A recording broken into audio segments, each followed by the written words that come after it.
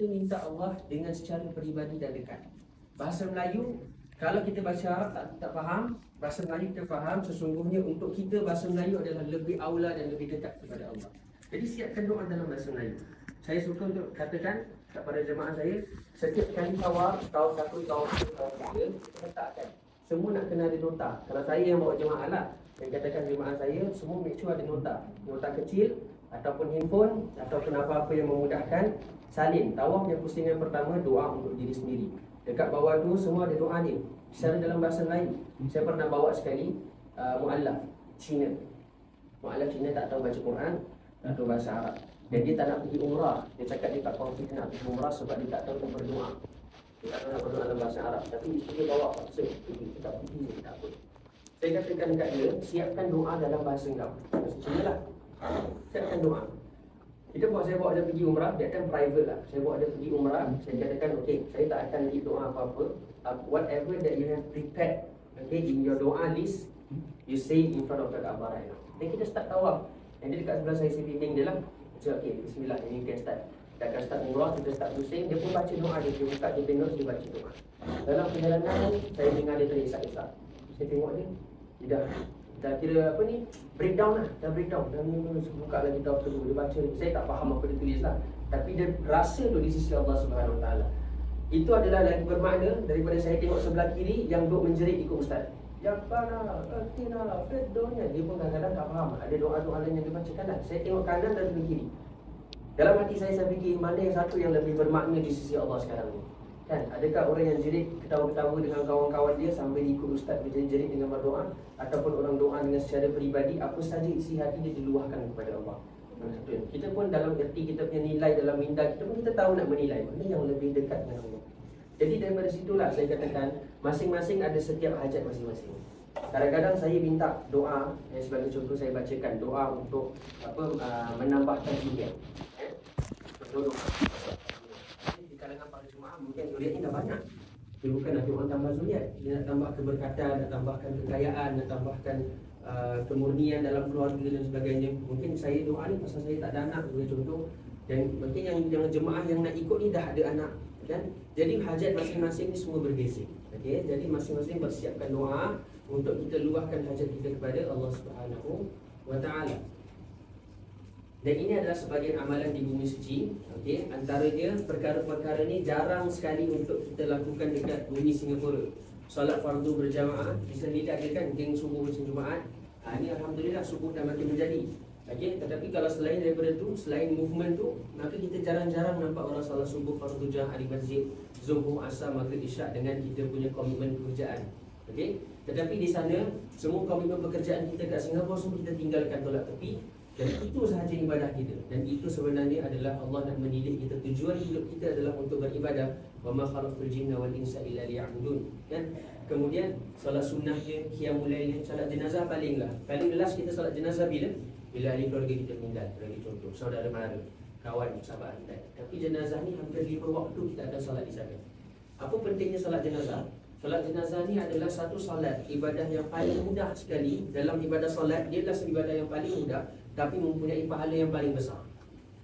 Islam mendidik kita bahawa satu ibadah ni bukan kerana banyaknya kuantiti, tetapi kerana baiknya kualiti. Islam mendidik kita bukan kerana kuantiti, tetapi kerana kualiti. Kerana itulah kuantitinya ringkas. Kuantitinya ringkas, sekadar 4 takbir solat jenazah semua tahu, insya-Allah. Yang tak tahu boleh bagi tahu. Okey, solat jenazah sekadar 4 takbir. Takbir pertama Al-Fatihah, takbir kedua adalah salawat, takbir ketiga doa kepada mayat, takbir keempat adalah diam seketika waktu, kemudian beri salam. Itu sahaja semudahnya. Tetapi Nabi SAW mengatakan apa? Sesiapa sahaja yang melakukan salat jenazah, maka dia akan mendapat qirar, iaitu pahala yang sebesar gunung Uhud. Kalau dia mengusung jenazah sampai ke liang lahat, dia akan dapat double dari waktu. Mudah aja solat dia jenazah, tapi pahala dia begitu besar, menunjukkan kepada kita bahawa Islam is about quality dan bukan quantity. Sama juga dengan manasik umrah yang bakal kita pelajari. Okey, manasik umrah yang kita akan pelajari, kita akan lihat, okey, it's not about the quantity, it's about the quality. Okey, baca Al-Quran, berdoa dan menanamkan azam untuk kembali kepada fitrah. Dan ini adalah salah satu tujuannya. Ya, seperti mana Ibnu Qayyim rahmatullahi alaihi mengatakan apa? Dalam kita melakukan pergi ke umrah, Dan kita pulang adalah untuk kita kembali kepada fitrah. Seperti mana Nabi SAW juga mengatakan al-umrah ila al-umrah kafarah lima bainahuma.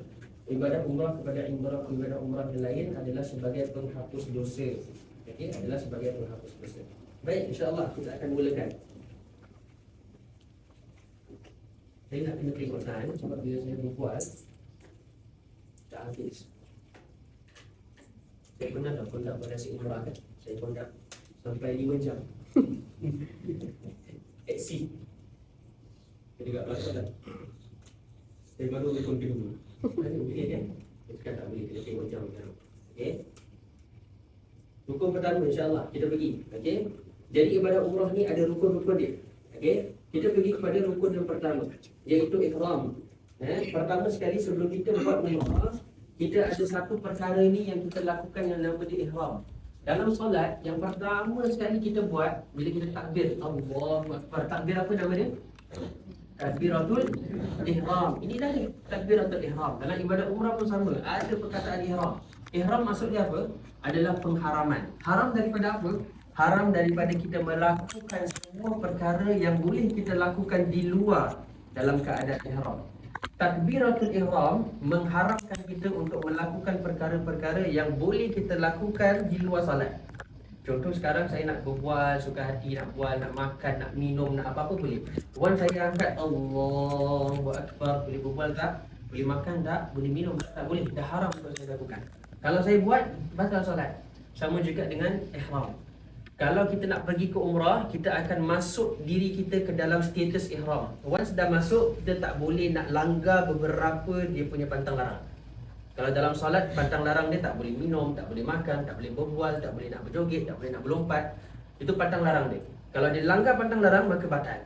Sama juga dengan ihram. Dia langgar pantang larang, okay, tetapi umrah ni ringan sikit. So saya katakan, ibadah umrah ni mudah.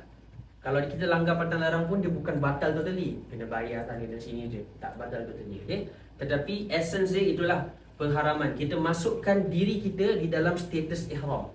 Seperti solat. Masukkan diri kita dalam status takbiratul ihram. Yang akan berakhir dengan proses yang namanya tahallul. Tahallul ni yang terakhir sekali iaitu penghalalan. Iaitu kita dah halal pula nak lakukan. Kalau tahallulnya solat tu bila? Bila kita beri salam. Beri salam tu adalah tahallul untuk kita salat. Assalamualaikum warahmatullahi. Assalamualaikum warahmatullahi. Dah bebas untuk kita buat apa-apa. Sama juga dengan ihram umrah. Sama kalau kita buat tahallul, penghalalan tu lepas tahallul saja kita dah bebas nak buat apa-apa. Okey?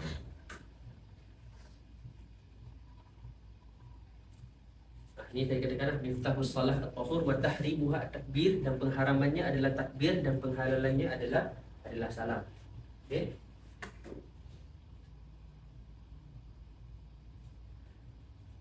Ihram bagi lelaki dengan bagi wanita caranya berbeza. Kalau solat sama kita, tapi ihram bagi lelaki dan juga ihram bagi wanita caranya berbeza. Ihram bagi laki-laki, kita cuma boleh memakai dua kain yang dah pernah pergi tahu lah, yang kita pakai dua kain tersebut. Ada tak kain dekat sini? Tak ada kain ihram, tak ada. Okey. Nanti kita akan dapat kain ihram, nanti boleh tengok. Kita akan pakai dua kain. Okey, kain tersebut kita akan pakai satu yang kita akan ikat di bawah, lagi satu yang kita akan pakai di atas. Okey, contohnya beginilah. Okey, satu yang akan ikat di bawah dan satu kita akan pakai di atas. Untuk laki-laki dilarang, ingat saya katakan pantang larang kan? Dilarang untuk kita memakai apa sahaja pakaian yang berjahit. Pakaian yang berjahit. Dalam bahasa Arab nama dia al-makhit. Saya nak betulkan sikitlah. Dalam bahasa Arab nama dia al-makhit. Pakaian yang dijahit, kain yang dijahit untuk dijadikan satu pakaian. Bukan semata-mata barang berjahit tau. Okay? Sebab ada yang ingatkan bila dah pakai ihram tak boleh pakai beg, tak boleh pakai selipar, tak boleh pakai tali pinggang, tak boleh pakai beg, tak boleh pakai selipar, tak boleh pakai tali pinggang. Semua tak boleh pakai. Kenapa? Sebab berjahit. Okay? Dan juga saya katakan boleh tak pakai jam. Dia pun tak tahu boleh pakai jam ke tak sebab dia ingat berjahit. Contohnya jam getah berjahit. Jadi saya ingin ingatkan, dalam bahasa Arab nama dia al-makhit. Al-makhit ni adalah satu kain yang dijahit untuk menjadikan pakaian. Tapi kalau benda tu dijahit bukan untuk pakaian, aksesoris sebagai contoh, boleh tak? Boleh pakai. Dia bukan satu pakaian. Okey, contohnya tali pinggang, Contohnya bag. Kain ihram. Kain ihram contohnya lah home hijrah. Okey, kain ihram tu dia nak jahit. homehijrah.co. Boleh tak kita pakai? Kita tak boleh. Jahit tu tak boleh. Boleh kita pakai sebab jahitan tu bukan pakaian. Itu adalah jahitan yang attach dengan kain. Al-makhit bukan semata-mata jahitan. Dia adalah jahitan yang dijadikan pakaian. Ingat tu, stokin. Kain dia jahit jadikan stokin, pakaian.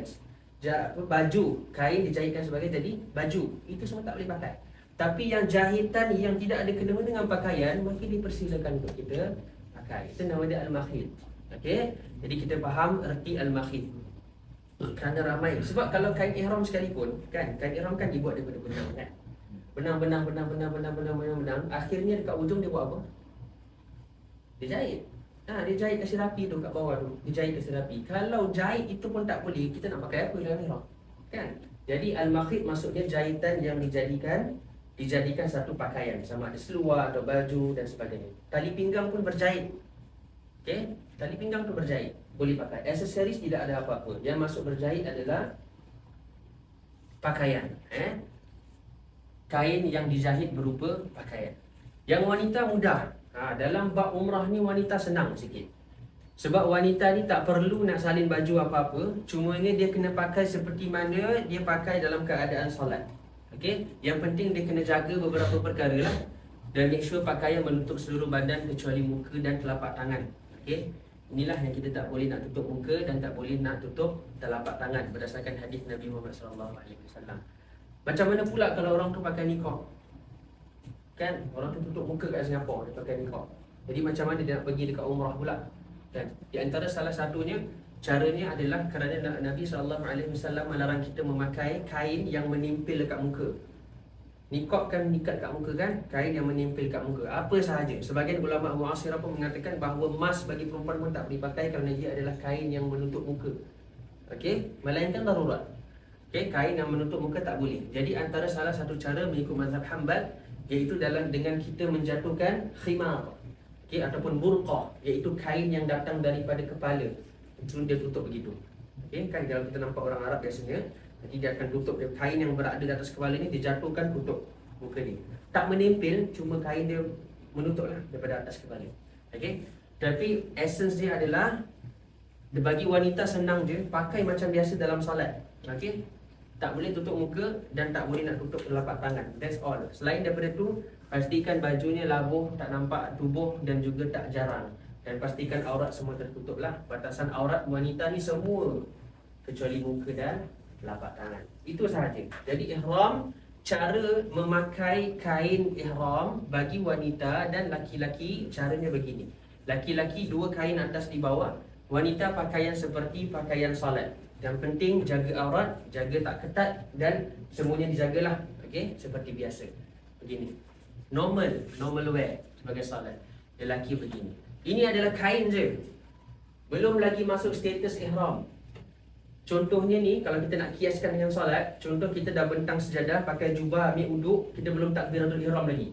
Dah solat ke belum? Belum solat lagi kan? Baru diri atas sejadah ni. Belum apa-apa lagi. Okey, belum lagi apa-apa. Sama juga, kita baru pakai kain, baru yang wanita dah get ready dengan kain ihram, belum lagi masuk status ihram lagi. Maksudnya, masih boleh lakukan apa-apa bebas. Nak pakai sabun, nak cuci tangan, nak apa-apa semua, dia bebas untuk lakukan.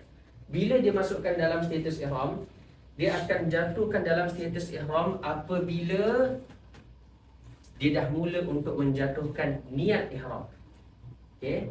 Bila dia dah mula untuk jatuhkan niat ihram, itu adalah masa dia switchkan diri dia kepada status yang biasa kepada status ihram dengan menjatuhkan niat. Sama juga dengan solat. Bila kita dah bentang sejadah, pakai jubah, wangi-wangi, diri atas sejadah. Masih lagi okey. Nak bagi orang bagi lontong, kita masih boleh makan dekat atas sejadah lagi. Bagi komo-komo, air putih sikit, baru kita takbir. Once kita takbir, Allahu Akbar, baru kita masuk status ihram. Sama juga dengan umrah. Okey, pakai kain tak semestinya kita tak boleh nak buat apa-apa lagi. Masih okey lagi. Bila kita dah mula jatuh niat yang kita nak kena berjaga-jaga. Okey? Dan juga ingat pakaian bagi lelaki, pastikan dalam hadis Nabi Muhammad SAW yang saya ringkaskan, pastikan jari kaki terlihat, pastikan tumit terlihat, pastikan buku lari terlihat. Iaitu to be safe pakai selipar. Okey? To be safe, untuk kita pakai selipar. Bagi wanita jangan pakai selipar pula. Bagi wanita kena pakai kasut, kerana kita kena ingat, okey, kerana kita kena ingat wanita auratnya adalah semua kecuali muka dan telapak tangan. Pastikan stokin tetap terpakai, kasut tetap terpakai. Bagi lelaki pakai selipar. Okey, bagi lelaki pakai selipar to be safe. Okey, sebab saya kadang-kadang receive baru ni 17 Januari ada flight, okey. Saya receive satu question. Dia confuse antara wanita dan lelaki-lelaki. Dia dekat atas, dia dekat transit, dia nak salin ihram. Lelaki dia salin ihram lah, kan. Habis si isteri dia ni pula mesej saya. Dia cakap, "Assalamualaikum Ustaz, saya ni nak jatuhkan niat sekarang. Jadi macam mana? Saya nak kena buka stokin dengan kasut ke?" Saya cakap, "Awak lelaki ke wanita?" Cakap, "Saya wanita." Kalau wanita pakai macam biasa. Sebab saya, dia reply lagi, sebab saya tengah pakai kasut Converse. Saya simpan kasut tawaf saya dekat bag. Jadi macam mana saya kena buka kasut saya ke untuk jatuhkan niat? Saya pun dah masuk confused dah. Dia suruh buka kasut. Sebab saya cakap, "Sekarang awak dekat mana?" Cakap, "Saya dekat lapangan terbang." Takkan daripada lapangan terbang sampai airport dia nak kaki ayam? Dia cakap, "Alamak, ni dah salah." Saya rasa dia dah confused dengan wanita dengan lelaki. Dia nak buka kasut, nak buka stokin, nak jatuh niat. Saya cakap, jangan. Wanita ni aurat dia semua. Jadi kekal dalam keadaan kasut tak apa, kekal dalam keadaan stokin. Okey, untuk semua. Saya cakap, kalau wanita jangan confuse dengan lelaki. Lelaki je kena buka stokin, kena pakai selipar. Tapi bagi wanita pakai stokin dan pakai kasut seperti biasa.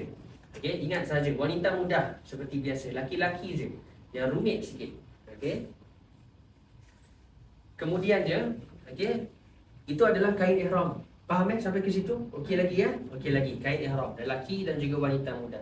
Sekarang ni kita nak tukar status kita ni masuk ke dalam status ihram. Maksudnya masuk dalam keadaan ibadah.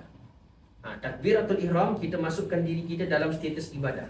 Sama juga, jatuhkan niat ihram, masukkan kita daripada status biasa kepada status ibadah.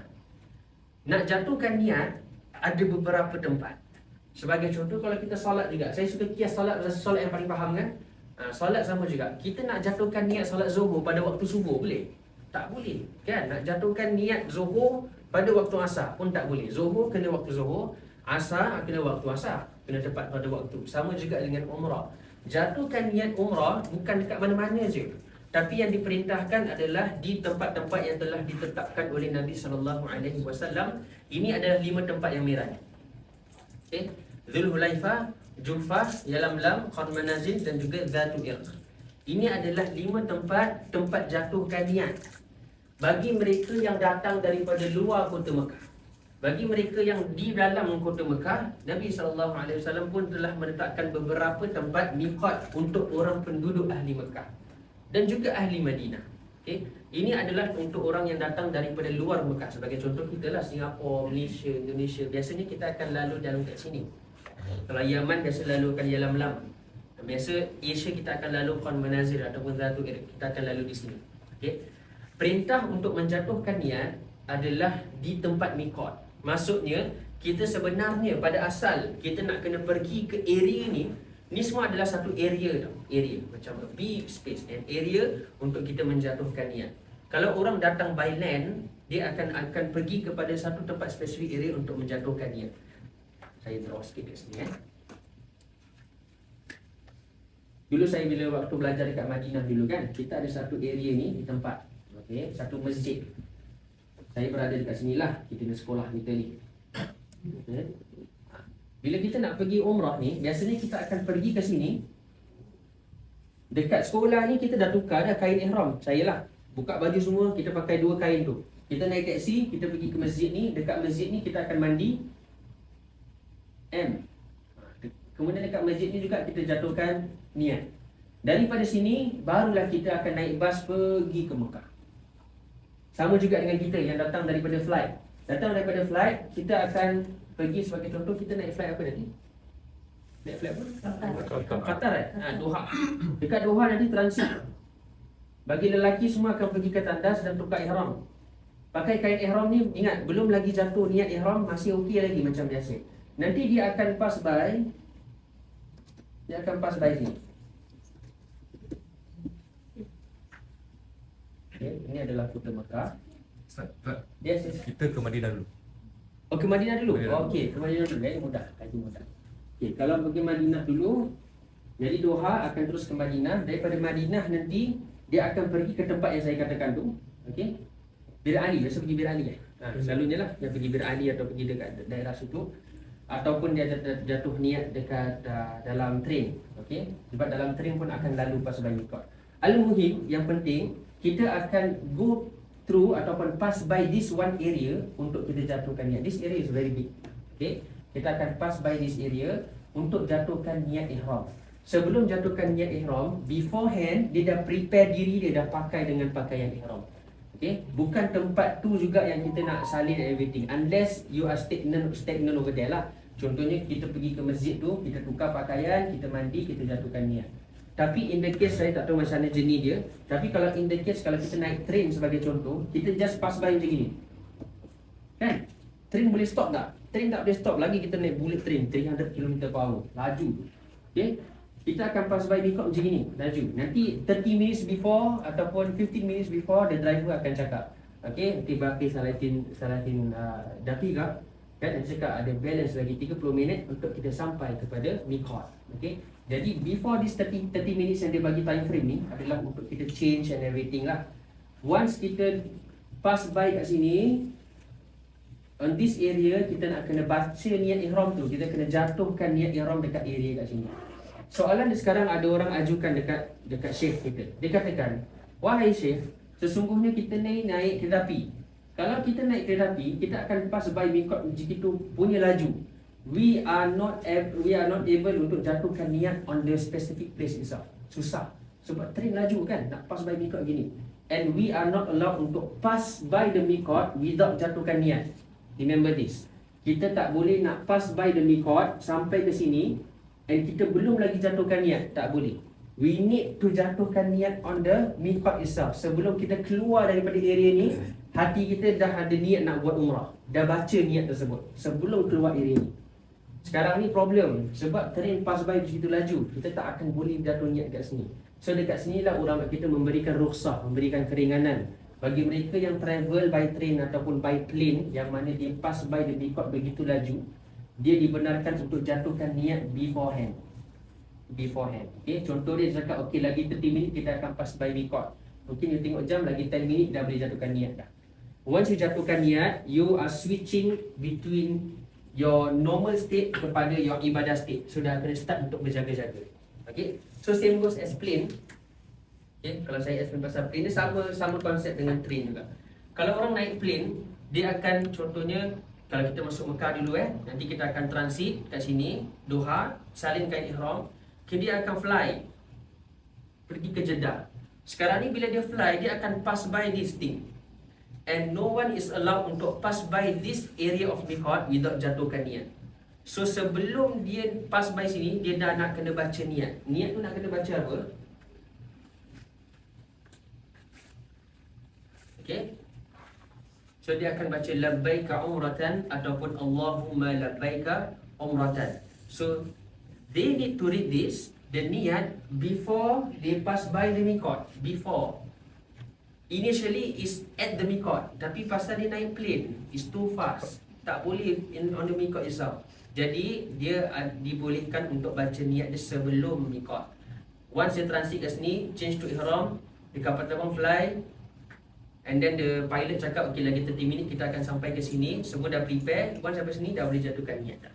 Okay, bila jatuhkan niat means dia dah switch diri dia kepada status ibadah ihram. Kemudian dia pass by and dia akan land dekat Jeddah. For Madinah, easier. Madinah relax-relax dulu, and then afterwards baru kita akan naik train dan kita akan pergi ke Mekah. Okay, what happened? Kan saya cakap tadi, no one is allowed untuk pass by the mikot without jatuhkan niat. Kalau macam in the case of you all, contoh you naik train and then you all kena jatuhkan niat dekat dalam train, for example, no one is allowed to pass by this mikot sampai ke sini without dia jatuhkan niat. What happen kalau dia naik train, then dia tertidur halfway and then dia buka mata dah pass by mikot, kan? Dia naik train, dia penat sangat, dia tidur. Dia tertidur, orang pun lupa nak kejut dia. Dia bangun je, dia cakap, dah lepas mikot. Kawan dia pun cakap, tadi dah mikot dah, kau tak jatuhkan niat ke? Alamak, aku lupa nak jatuhkan niat. Jadi apa yang dia kena buat sekarang? Ada dua cara dia kena buat. Okay? Is either dia kena bayar dam, maksudnya denda. Is either dia kena bayar denda, ataupun dia keluar balik pergi tempat area mikot dan jatuhkan niat. Dua cara dia. Because we face one agency last time, okay, yang mana orang tu lalu mikot tapi tak menjatuhkan niat. But then dan dia katakan bahawa oh it's okay because everywhere in this place is the area untuk kita jatuhkan niat.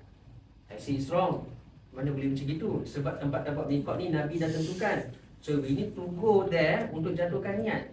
So there is two way. Kalau you pass by the mikot belum jatuh niat, is either you bayar dam and then you teruskan, or you tak nak bayar dam dan bayar seekor kambing lah, potong kasi orang makan. Mahal juga tu. Okay, kalau tak nak bayar dam, then you need to go out from that area, pergi dekat area of mikot. Ustaz kat sana nanti tahu. Pergi area of mikot and then jatuhkan niat kat situ dan masuk balik ke Mekah. Keluar and then masuk balik. The hard way lah. The easy way selalu orang bayar je lah. Okay, there is two way of doing it.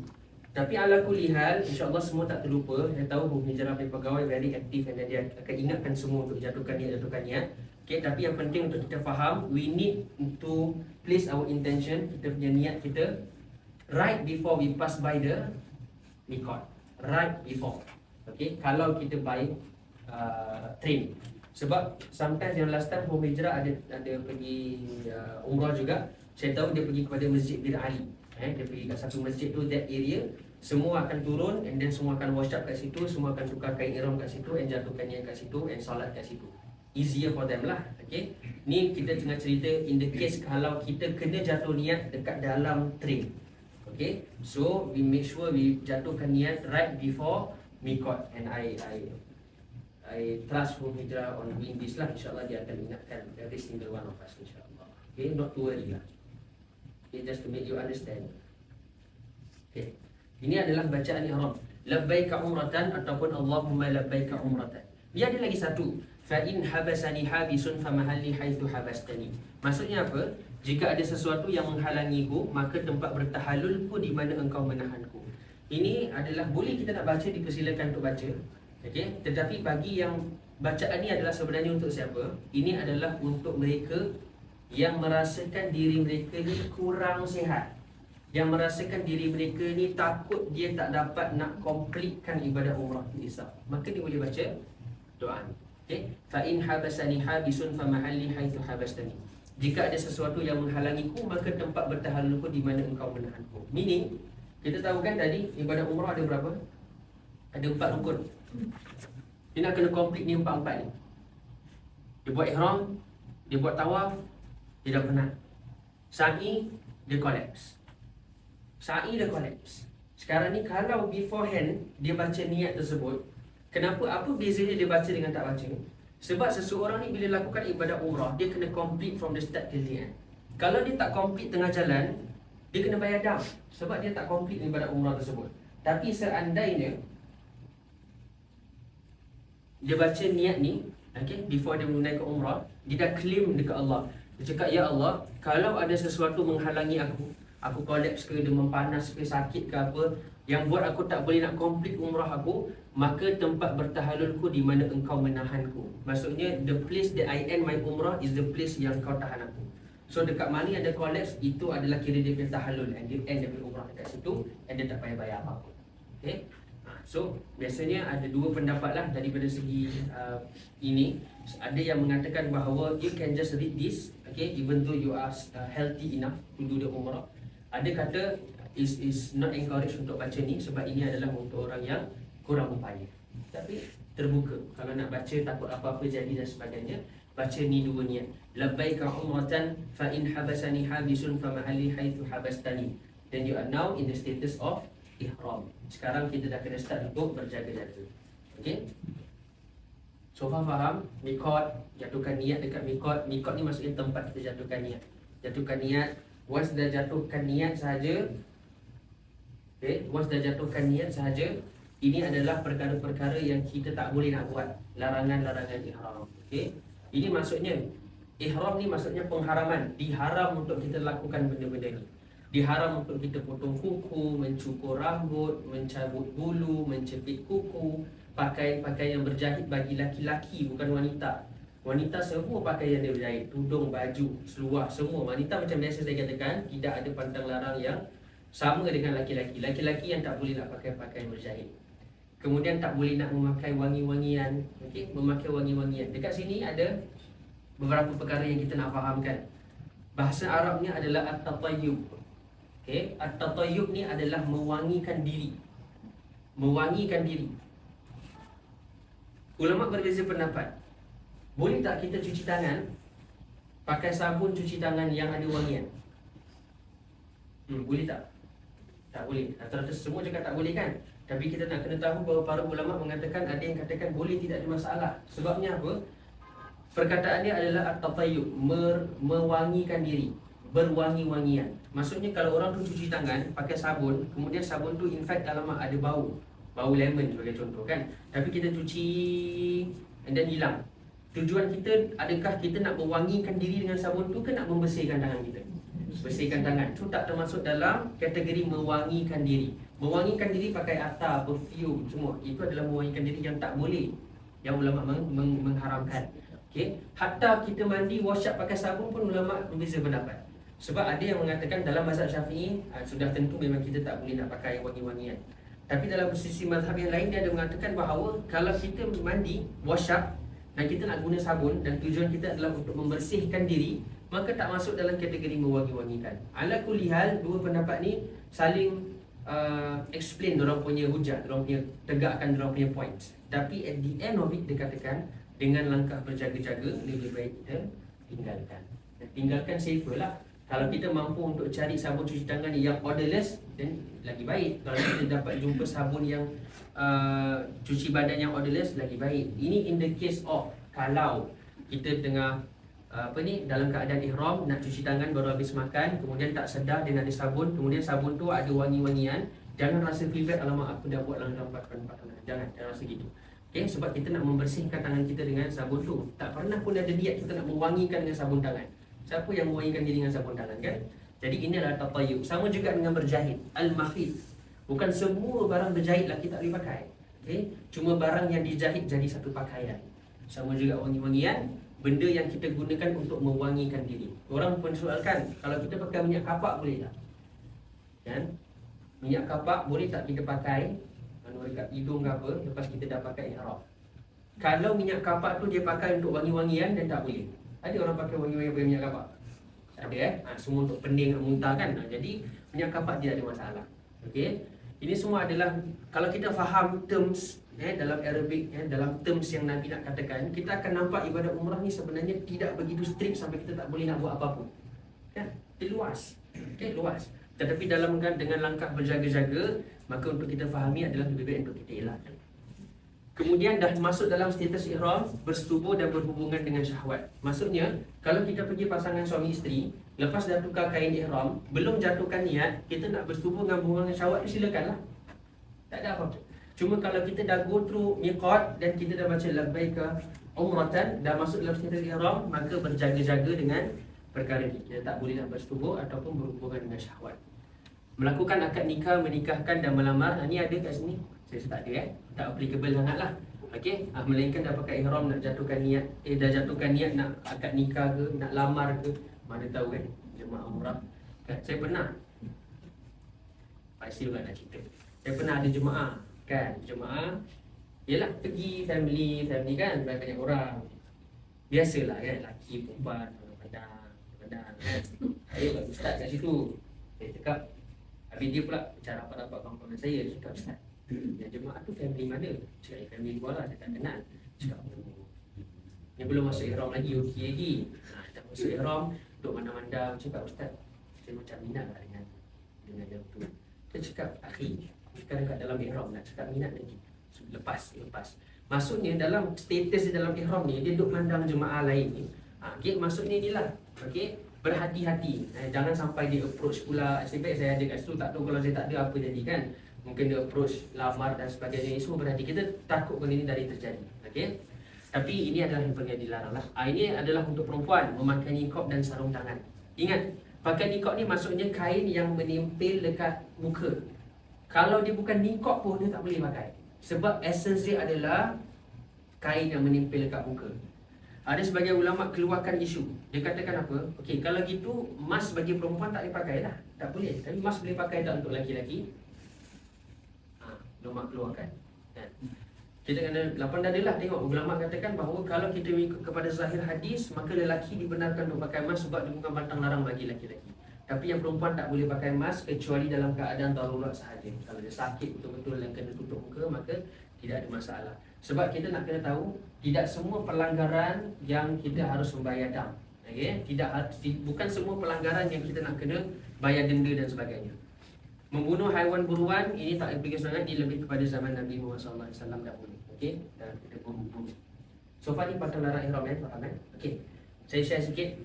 Bila kita masuk dalam status ihram, maksud kita dah status dalam status yang biasa kepada status ibadat. Apa yang kita nak kena buat? Ini adalah sunnah sekali lagi. Saya tak katakan ini adalah wajib untuk kita buat. Ini adalah sunnah. Labbaik Allahumma labbaik labbaik la syarika lak labbaik innal hamda wan ni'mata lak wal mulk la syarika lak. Bila kita dah masuk dalam status ihram je, kita dah jadi macam status ibadah. So adalah sunnah untuk kita membacakan talbiyah sampai ke kota Mekah, sampai kita nampak Kaabah nak mulakan tawaf. Baca terus menerus sampai tertidur pun tak apa. Tapi kalau penat nak tukar dengan istighfar ke subhanallah walhamdulillah ke apa-apa, dipersilakanlah. Ini cuma adalah sunnah saja. Dan yang baik adalah kita baca talbiyah, membacakan talbiyah sampai kita bertemu dengan kota Mekah. Apa maksud talbiyah ni? Kalau kita perasan perkataannya adalah aku memenuhi panggilanmu ya Allah. Aku memenuhi panggilanmu ya Allah. Pada zaman dahulu, siapa yang bina Kaabah? Siapa yang bina Kaabah? Nabi Ibrahim AS. Bila Nabi Ibrahim AS membinakan Kaabah, dah siap, pendekkan cerita, dah siap. Allah SWT menyuruh Nabi Ibrahim untuk menyuruh semua manusia daripada setiap pelosok untuk datang ke Kaabah tersebut dan melakukan ibadah haji. Okay, difardukan ibadah haji di situ. Nabi Ibrahim mengatakan bahawa ya Allah, sesungguhnya aku punya suara ni tak boleh nak sampai kepada semua pelosok dunia. Macam mana? Aku ni manusia biasa je. Kalau aku panggil macam ini pun suara aku terbatas. Dan Allah SWT mengatakan apa? Kau panggil, sesungguhnya yang sampaikan suara ke telinga diorang ni adalah aku. Dan sebagian ulama mengatakan bahawa bagi sesiapa yang melakukan umrah dan mengucapkan talbiyah labbaik Allahumma labbaik, sebenarnya dia sedang menyahut seruan Nabi Ibrahim ketika dahulu. Kita punya turn sekarang lah, kan? Dan suara tu dah sampai, Allah sampaikan di telinga kita. Pasal tu ada kita punya intention nak buat umrah, pasal kita plan nak buat umrah, dan kita menyahut labbaik Allahumma labbaik. Aku menyahut seruanmu ya Allah yang kau panggil ketika dahulu. Okey? Jadi ini adalah satu syaraf, satu kemuliaan di mana Allah telah mengizinkan kita untuk kita go through this process. Okey? Dan juga kita nak kena faham, tidak semua pelanggaran yang harus bayar denda. Yang pertama, dalam keadaan lupa, tidak tahu atau dipaksa, maka tidak ada dosa dan tidak ada fidyah ataupun dam. Apa-apa sahaja yang kita tak tahu ataupun terlupa ataupun tersilap, maka tidak ada masalah. Bukan semua perkara yang kita nak kena bayar. Okey, bukan semua perkara yang kita terlanggar dengan larangan pantang larang ihram kita nak kena bayar. Saya kongsi lagi satu cerita. Bila saya bawa jemaah ketika dahulu pada bulan Oktober, kita biasanya bila bawa jemaah ni, biasa kita akan masuk yang pada saya bawa jemaah dulu, saya akan masuk Mekah dulu. Bila saya masuk Mekah dulu ni, kita daripada flight tu, kita terus akan pergi ke Jeddah. Jeddah tu kita akan masuk ke Mekah. Mekah semua akan check in hotel. Dalam keadaan ihram, check in hotel. Masuk ke dalam hotel, saya katakan kat semua jemaah, saya text kat grup. Dan sebelum text kat grup pun saya dah cakap, okey, semua jemaah, semua naik hotel, wash up, apa-apa yang diperlu nak buang air ke apa-apa diperlukan, semua berlakukan. Kita berkumpul dekat lobby after 20 minutes pukul 10.30 kita jumpa kat lobby. Okey, semua cakap okey, okey lah, masuk hotel, check in dan sebagainya. 10.30 semua kat lobby. Okey, ada 2 orang ni tak turun-turun. Mana diorang ni? WhatsApp, Assalamualaikum, kita dah tunggu dekat lobby nak gerak pergi umrah. Kat mana? Tak reply. Tak reply. Kita cakap okey tak apalah jemaah, kita tunggu lagi 10 minit lah lebih kurang. Kalau 10 minit tak ada, saya naik atas. Saya ketuk pintu bilik dia. 10 nak dekat 10 minit tu dia reply. Dia cakap, maaf Ustaz, saya turun sekarang. Okey, lambat lah tu kot. Dia turun sekarang, kita buat umrah macam biasa. Dah habis umrah semua, dia jumpa saya. Dia cakap, Ustaz, tahu tak kenapa saya lambat tadi? Cakap, asal lambat? Oh, sebenarnya bila Ustaz cakap naik untuk wash up tu, Saya dah tukar baju dengan seluar dah tidur Ustaz. Dia tidur. Apa dia buat? Dia bukakan ihram, dia mandi, dia pakai t-shirt, dia pakai seluar. Kemudian dia tidur. Saya cakap apa kena kan? Pasal dia cakap dia dah biasa sangat macam itu. Dia ingat, tak tahulah kadang-kadang orang first time kan. Jadi dia just buka ihram, dia wash up, kemudian dia ambil baju, dia pakai seluar, kemudian dia tidur. Dalam keadaan ihram ni, kita tahu pantang larang ihram kita tak boleh nak pakai pakaian berjahit, tak boleh pakai seluar, tak boleh pakai baju. Dia dah buat sekarang ni, sebelum buat umrah. Persoalan dia sekarang, dia kena bayar dam tak? Saya tanya satu soalan. Awak buat tu dalam keadaan lupa ke, tak sengaja ke, ataupun awak dah ingat tapi kekal macam itu? Dia cakap saya terlupa Ustaz. Bila saya tersedar je terus saya buka, saya pakai ihram. Jadi dia dalam condition yang terlupa ataupun yang tidak tahu. Maka dia tidak ada dosa dan tidak perlu bayar fidyah. Okey? Kerana itu tak semua bila kita dengar orang datang pakai baju, jangan terus alamat dalam pantang larang kena bayar dam. Itu memudaratkan dan juga memeratkan mereka. Okey, kalau terlupa tidak ada apa-apa. Ada pula yang pakai dengan sengaja. Sengaja dia pakai pantang larang ni. Sebagai contoh bagi jemaah lelaki dia pakai dia pakai pakaian dalam, seluar dalam. Okey. Bagi jemaah lelaki kan tak boleh nak pakai apa-apa kan? Tapi dia pakai seluar dalam. Sengaja dia pakai. Tapi kenapa dia pakai? Kerana ada uzur dan kebutuhan yang mendesak. Sebagai contoh, dia ada penyakit terkencing-kencing. Kalau lelaki tak pakai apa-apa, ada penyakit terkencing-kencing dan dia tak pakai lapisan apa-apa, habislah tisu cair semua, najiskan dekat masjid.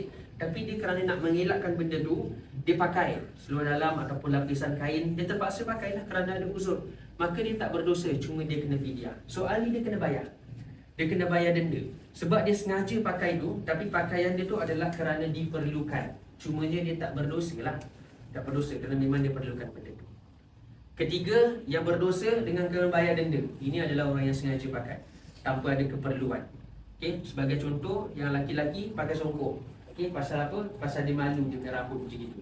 Jadi dia pakai songkok dalam keadaan ihram. Dia pakai dengan sengaja, tak ada kebutuhan, tak ada keperluan, iaitu pasal malu je, bukan pasal apa-apa, maka dia kena bayar denda dan juga dia berdosa dari segi soal ini. Ala kulli hal, pokok pangkal dia, apa sahaja yang kita terbuat pantang larang, kalau dalam keadaan yang tak sengaja, maka tidak ada apa-apa. Okey, kalau dalam keadaan yang tak sengaja, maka tidak ada apa-apa. Kerana itulah sebelum ihram, saya tulis kat sini, sebelum dalam kita jatuhkan ihram, biasanya kalau kita ikut realistik adalah satu hari sebelum kita berangkat pada esok hari, besok kita clearkan benda ni lah. Kita gunting buku kasih bersih, cukup misai. Kadang-kadang yang lelaki-lelaki tak suka ada misai, kan, nanti dia akan cukup, kan. Jadi semua cukur-cukur ni semua bergetiak, kemaluan dan sebagainya, semua kita bersihkan dulu. Mandi sunat ihram, ini kalau kita mampu, kalau dekat Madinah, biasanya kalau dia pergi kat satu masjid tu adalah peluang untuk kita mandi sunat ihram. Kalau tidak, kita boleh mandi di hotel saja sebelum kita keluar. Okey. Makai wangi-wangian tidak dikenakan pada ihram, wanita tidak dianjurkan untuk pakai wangian. Kalau dia nak pakai deodoran sebagainya, okey, pakailah dalam keadaan sebelum dia pakai dengan pakaian ihram. Dia punya point dia adalah jangan sampai wangian tu terkena pada kain ihram. Sebab Nabi SAW mengatakan dalam hadisnya, kita tidak boleh memakai kain yang kena waras dengan za'faran. Artinya adalah tak boleh nak pakai kain yang ada bau wangi. Ulama keluarkan soalan. Sekarang hukum hijrah bagi ihram, kita pun bawa balik, kita campak dekat washing machine, kita taruh softener lah, benda baru kan, kita nak cuci dulu. Campak softener dengan softener dengan breeze kita taruh. Kemudian kita masuk kat washing machine. Keluar tu kain ihram bau wangi. Sekarang macam mana kita nak buat dengan kain ihram tu? Dan bau wangi. Ada dua pendapat ulama. Ini semua saya share je sebab kadang-kadang happen benda ni, bila dah happen nanti baru tercacah. Kan, jadi kita share sekolah ni bila kita ingatlah. Bila kita cuci terbau wangi keluar. Sekarang kain ihram ni bau softener, bau wangi. Apa kita nak kena buat? Ulama berbeza pendapat. Ada dua pendapat. Satu yang mengatakan bahawa tidak mengapa, pakai je. Sebab tujuan kita taruh sabun tu bukan untuk mewangikan tapi untuk membersihkan. Ulama yang kedua katakan tak boleh. Nak kena hilangkan wangian tu sampai hilang. So kena rendam as much as we can sampai bau dia itu berkurang. Sampai ke tahap yang orang kalau kita lalu tak boleh bau. Walaupun ada bau sikit, tapi tak bau macam mana dia baru keluar daripada washing machine. Jadi ulama mengatakan daripada dua ni disimpulkan bahawa adalah yang lebih baik untuk ditinggalkan. Jadi kalau nak bersihkan, maka jangan kita sabun dengan sabun, cukup sekadar kita rendam sahaja. Okay? Ataupun kalau nak taruh sabun sedikit boleh letak untuk membersihkan, tapi jangan sampai bau dia melekat yang terlalu kuat. Okey? Kerana Nabi SAW mengatakan bahawa dilarang untuk kita memakai pakaian yang ada bau wangian. Jadi kalau nak pakai minyak wangi, semuanya adalah pastikan kita boleh pakai sebelum ihram. Nak pakai minyak atam, boleh pakai minyak atam, boleh. Tapi jangan sampai terkena kain ihram. Okey? Jangan sampai terkena kain ihram. Lebih baik adalah untuk kita tinggalkanlah deodoran dan sebagainya, kita boleh pakai sebelum ihram.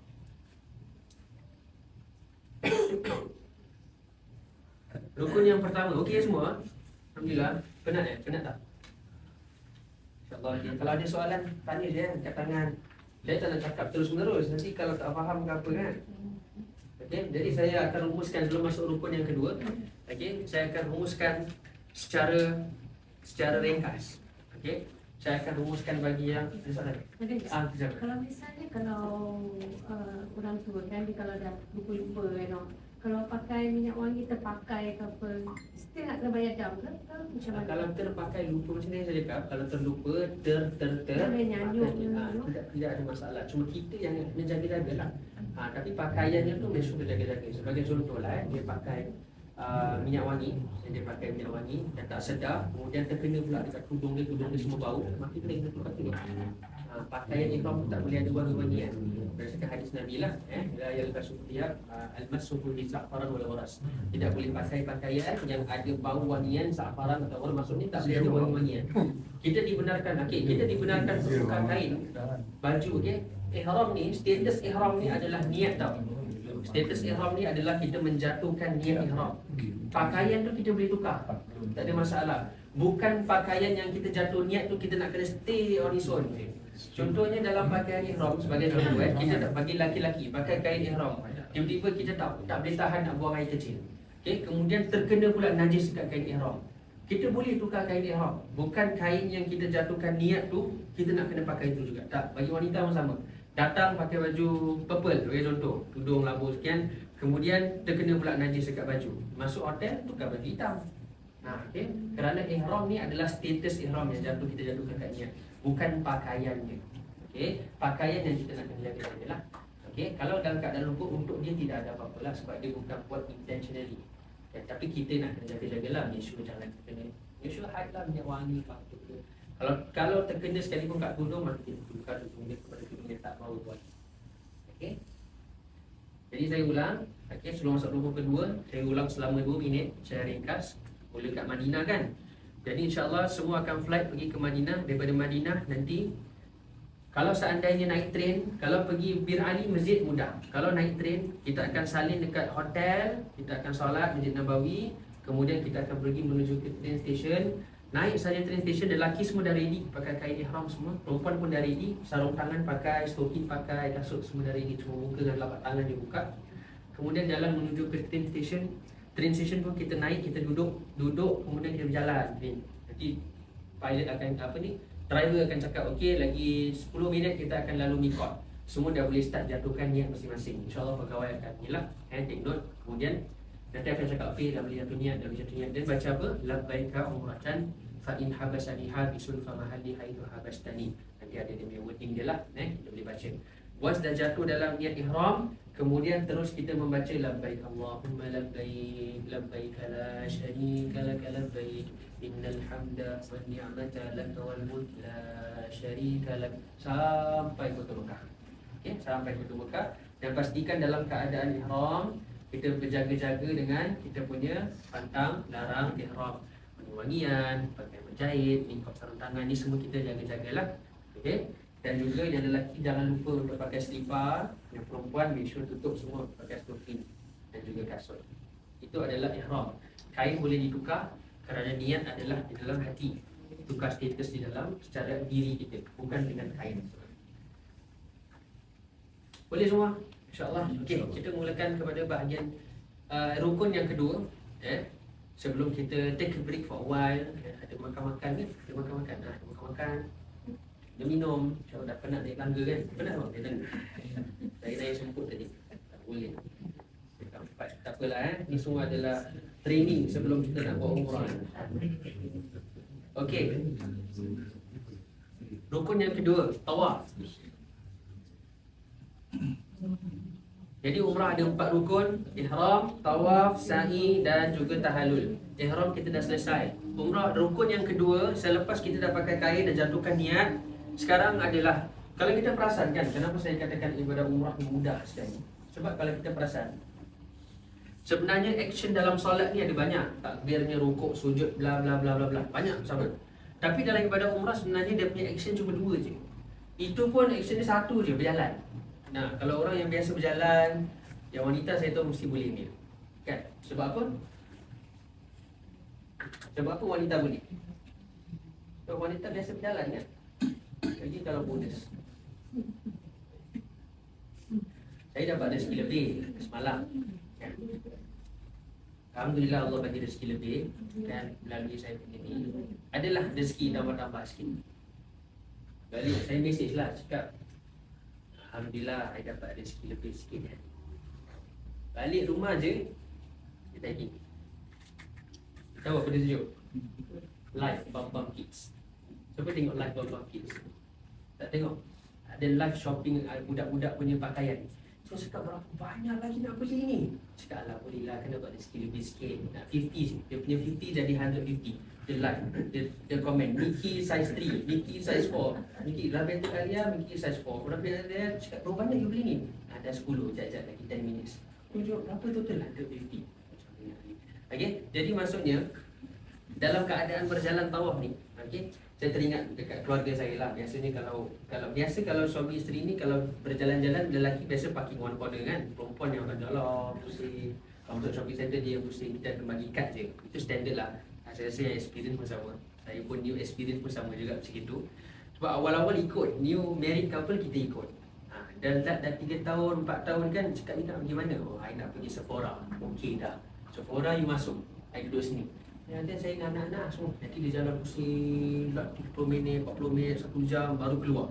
Okey dah, jom kita pergi next kedai. Ini semua standard. Jadi perkara tawaf ni, kalau kita tengok ibadah dia, ibadah dia cuma satu je, adalah berjalan. Berjalan daripada awal sehingga ke akhir. Okey, tawaf dan juga sa'i. Tawaf adalah kita jalan sekeliling Kaabah tu. Sa'i adalah jalan kita putar balik. Itu je. Tak ada lagi benda lain. Tak ada yang berlari macam sprinting ke, berlompat ke, nak sujud ke, tunduk-tunduk ke, tak ada dah. Berjalan je. Kerana itulah ibadah yang murah. Jadi murah pula ibadah yang mudah. Okey. Jadi ibadah tawaf ni, rukun yang kedua ni adalah ibadah berjalan yang pertama, iaitu kita tawaf. Tawaf secara bahasa adalah kita pusing-pusing. Itu tawaf maksud secara bahasanya. Secara istilahnya iaitu daripada sisi agama, berpusing di keliling Kaabah. Itu maksudnya tawaf. Okey. Ini adalah dalil dia di mana Allah Subhanahu Wa Taala mengatakan apa? An-tahhira baitiya lit-ta'ifin wal-'akifin wa ruk'a'is sujud. Tawaf ni adalah kita keliling Kaabah. Okey, tawaf adalah kita keliling Kaabah. Di dalam tawaf ada beberapa jenis yang kita nak kena understand dengan faham. Jenis yang pertama yang dinamakan sebagai tawaf umrah. Tawaf umrah adalah satu tawaf yang mana kita lakukan adalah sebahagian daripada rukun umrah. Okey, maksudnya bila kita buat umrah itself, tawaf tu dinamakan sebagai tawaf umrah, iaitu rukun. Benda yang wajib untuk kita buat, tak boleh tinggalkan dalam keadaan kita melakukan umrah. Iaitu pertama kali setelah orang berihram untuk melakukan umrah. Masuk ke Mekah dalam keadaan ihram, tawaf yang pertama tu adalah dinamakan sebagai tawaf umrah. Okey, yang kita akan buatlah. Tawaf ni yang kedua dinamakan sebagai tawaf sunnah. Tawaf sunnah ni adalah satu tawaf yang bukan tawaf umrah. Maksudnya tawaf yang sunat je untuk kita buat. Okey, contohnya solat sunat lah. Fardu zuhur, kita ada solat sunat 2 rakaat selepas zuhur. Sama juga dengan tawaf umrah ni. Lepas kita dah selesai kita punya proses umrah, kemudian kita keluar balik hotel nak solat isyak sebagai contoh. Dah habis saja isyak, tengok kita punya free time kan, macam ada banyak time je, rasa-rasa kita nak buat tawaf sunat. Jadi apa kita kena buat? Kita just pusing keliling Kaabah tu sebanyak 7 kali. Iaitu sunnah sajalah. Tak perlu nak pakai ihram, tak perlu jatuhkan niat ihram, tak perlu melakukan sa'i lepas tu, tak perlu nak tahallul, tak perlu apa-apa. Cuma tawaf je. Maksudnya tawaf sunnah, kita just berpusing. Okey, tawaf sunnah. Tawaf tatawwu tidak dikhususkan dilakukan pada waktu tertentu. Tawaf umrah ada waktu tertentu. Dalam keadaan ihram, setelah dah sampai Mekah, selepas jatuhkan niat ihram baru boleh buat tawaf. Itu tawaf umrah. Sebab dia nak ada masa dan juga tertib yang tertentu. Tapi tawaf sunnah tidak. Rasa-rasa bila-bila free time nak buat, maka pusing je. Itu namanya tawaf sunnah. Tawaf wada' adalah satu tawaf yang kita lakukan bila terakhir sekali sebelum meninggalkan kota Mekah. Kan biasa kita buat tawaf wada' kan? Tapi saya highlight sikit dekat sini. Tawaf wada' dipersisihkan para ulama kita. Okay. Dia punya point dia adalah para ulama kita mengatakan tidak ada mengapa untuk kita melakukan tawaf wada' apabila kita ingin meninggalkan kota Mekah. Apakah antara perbezaan pendapat para ulama kita? Tawaf wada' ni telah dianjurkan kepada mereka yang melakukan ibadah haji sahaja. Okay? Tetapi mereka kiaskan tawaf wada' di ibadah haji ni untuk kita lakukan di waktu umrah. Kerana itu kita akan dapat lihat sebahagian daripada mereka yang bila nak meninggalkan kota Mekah, dia akan melakukan tawaf wada'. Dan tawaf wada' ni adalah mereka katakan adalah satu tawaf yang mana kita lakukan dan selepas itu kita dah tak boleh nak buat apa-apa lagi. Okay? Tak boleh nak shopping, tak boleh nak apa. Maksudnya this is the last tawaf, sebagai tawaf perpisahan lah maksudnya. Wada' ni maksudnya perpisahan. Okay? Jadi maksudnya apabila dan mereka mengatakan kalaulah dia tawaf wada' dan lepas tu dia pergi shopping, dia pergi have fun dulu, kemudian baru nak pergi kota Mekah, maka dia kena buat tawaf wada' sekali lagi. Tawaf perpisahan adalah tawaf yang terakhir. Okey. Tetapi anjuran tawaf wada' ni adalah bagi mereka yang melakukan haji. Kerana itulah sebagian ulama mengatakan di dalam umrah tidak ada tawaf wada'. Tapi mereka menyimpulkan bahawa kalau dia nak melakukan tawaf wada' macam mana, maka itu adalah baik dan tidak ada bermasalah. Okey. Jadi saya pasti bahawa insya-Allah Hijrah akan bawa tawaf wada' biasanya kan? Akan bawa kan? Okey. Jadi akan melakukan tawaf wada'. Jadi kita akan melakukan tawaf wada', tetapi harus diingatkan kriteria dalam tawaf wada' ni bukan bermaksud dan lepas tawaf wada' kita dah tak boleh buat apa-apa secara khusus. Maksudnya dah lepas tawaf, contohnya Hijrah, okey, insya-Allah pukul 8 kita akan buat tawaf wada'. Dah habis tawaf wada', tiba-tiba kita alamak lupa nak belikan anak punya Quran dia pesan. Sekarang ni kita boleh beli ke tak boleh beli? Tak boleh beli. Keperluan tu. Ulama katakan boleh. Okey, ingat tawaf wada' ni tawaf perpisahan yang mana lepas tawaf wada' kita dah tak boleh nak have fun, tak boleh nak berleisure sangat. Okey, jalan-jalan shopping, cari-cari baju. Tapi kalau sekadar ambil apa yang diperlukan, kerana darurat, alamak terlupa ni dan terlupa tu, maka tidak ada masalah. Okey, tidak ada masalah. Asalkan kita jangan melakukan benda yang leisure lah. Okey. Jadi ingat, tawaf wada' tidak membataskan kita untuk melakukan apa-apa. Benda yang darurat, benda yang diperlukan, maka masih boleh kita grab and go. Kalaupun okey, kalaupun kita terambil masa yang lama sekalipun, ingat sahaja dengan kita tak melakukan tawaf wada' pun tidak ada masalah. Tapi ia dianjurkan dan baik untuk kita lakukan. Okay, bukan satu rukun. Bukan yang umrah kita terbatal kalau tak buat tawaf wada', tidak. Okey, kerana ini bukan haji. Okey, jadi tawaf wada' kalau kita lakukan, itu adalah tawaf peninggalan yang terakhir. Jadi 3 jenis tawaf. Tawaf umrah, tawaf sunnah dan juga tawaf perpisahan. Tawaf wada'. Okey. Sekarang kita nak masuk bab tawaf ni. Sekarang yang wanita dalam keadaan ihram seperti biasa. Yang lelaki dalam kain ihram. Dia akan tutup macam inilah. Lelaki dalam keadaan ihram cuma sunnahnya berpakaian begini ketika tawaf sahaja. Throughout ibadah umrah adalah pakaiannya begini. Dianjurkan untuk ittiba' adalah saat ketika tawaf sahaja. Jadi daripada Madinah pergi ke kota Mekah dalam keadaan begitu, tutup. Sampai ke kota Mekah, nak mulakan tawaf sekarang ni, kita buka bahu kanan. Selesai sahaja tawaf, kita tutup balik straight away untuk melakukan solat dan seterusnya. Sa'i tutup sampai kita tahanan. Okay? Jadi ingat pada jemaah laki-laki, sunnahnya dalam kita melakukan ittiba', iaitu membuka bahu kanan, adalah ketika kita melakukan tawaf sahaja. Sekarang ni kita akan lalu kepada permulaan tawaf. Kita tahu tawaf ni permulaan dia Kaabah Isa. Kita akan terangkan sikit pasal Kaabah. Ni Kaabah.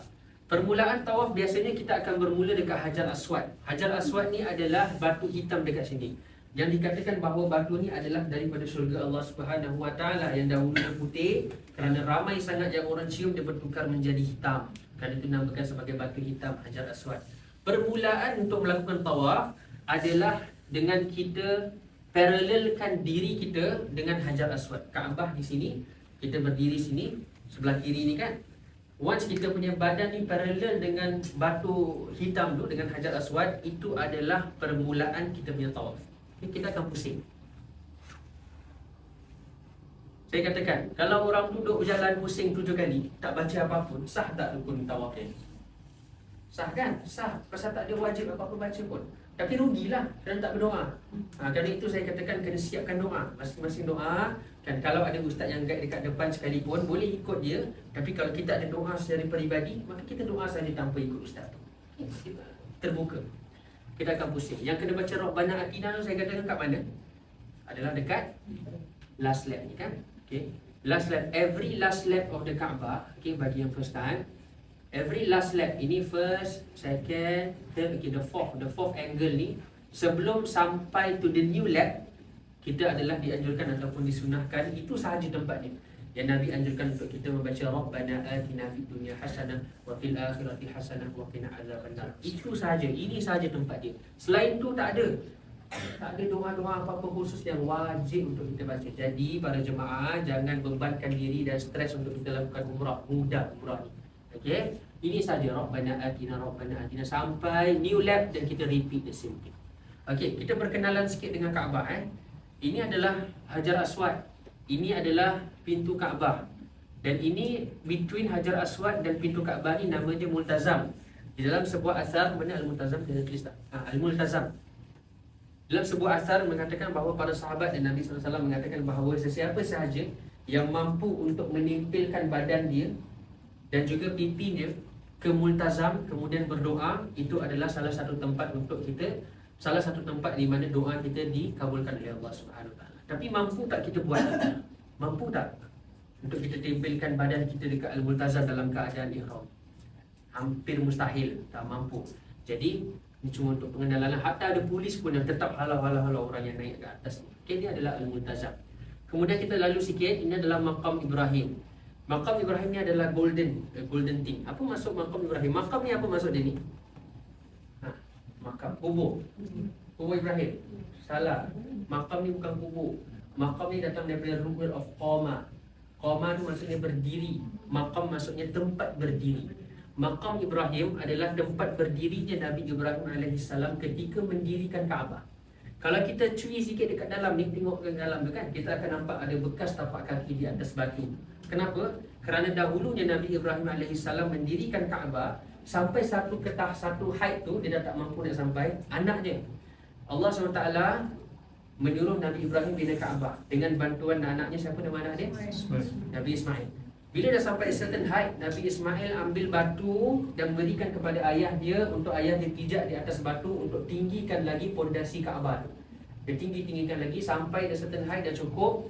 Sampailah Nabi Ismail bawa batu tersebut kepada ayah dia pijak dan naik letak, sampai siap. Kemudian sampailah batu tu ada bekas tapak kakinya Nabi Ibrahim AS dan ditaruh di sini, Maqam Ibrahim, untuk sebagai tanda di situ. Kalau kita dapat lihat, dapat tengok ataupun Google Maqam Ibrahim, kita akan nampak bekas tapak kaki. Jadi Maqam Ibrahim tempat berdirinya Nabi Ibrahim AS, bukan kubur Nabi Ibrahim. Okey, bukan makam yang masuk kubur, tapi tempat berdiri. Hijr Ismail. Hijr Ismail ni apa? Siapa tahu Hijr Ismail ni apa? Apa batu kat sini ni? Buat apa ni? Siapa tahu? Tekalah sikit. Siapa tahu Hijr Ismail tu apa? Dia dah pernah pergi ke? Sempadan Kaabah.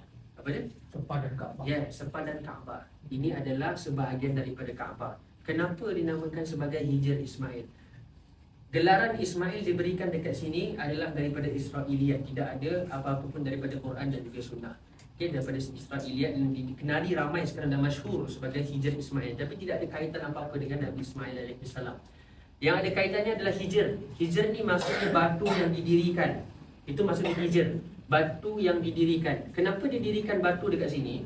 Ini adalah sebagai indication yang mananya Di dalam bahagian ini antara Kaabah dan batu ni, di dalam area ni, ini pun adalah Kaabah yang telah ditentukan oleh Allah Subhanahu Wa Taala. Kenapa didirikan hijr instead of dipanjangkan Kaabah? Sebab dahulunya Kaabah bukan square, dahulu Kaabahnya panjang sampai di sini. Kemudian pada satu ketika datangnya ombak yang melanda, kemudian hancur Kaabah tersebut, sampailah dia nak kena rebuild Kaabah tu. Dan bila dia nak rebuild Kaabah tu, dia cuma boleh gunakan harta-harta yang halal sahaja. Back then, mereka berinteraksi, transaction diorang adalah benda yang halal dan benda yang haram mereka campur. Tapi ada satu orang Quraisy ni yang mengatakan bahawa kalau kita nak rebuild, reconstruct Kaabah tu, make sure kita cuma gunakan harta yang halal sahaja. Once they segregate dia harta halal dengan harta haram, dia cuma mampu untuk dirikan part of square ini sahaja.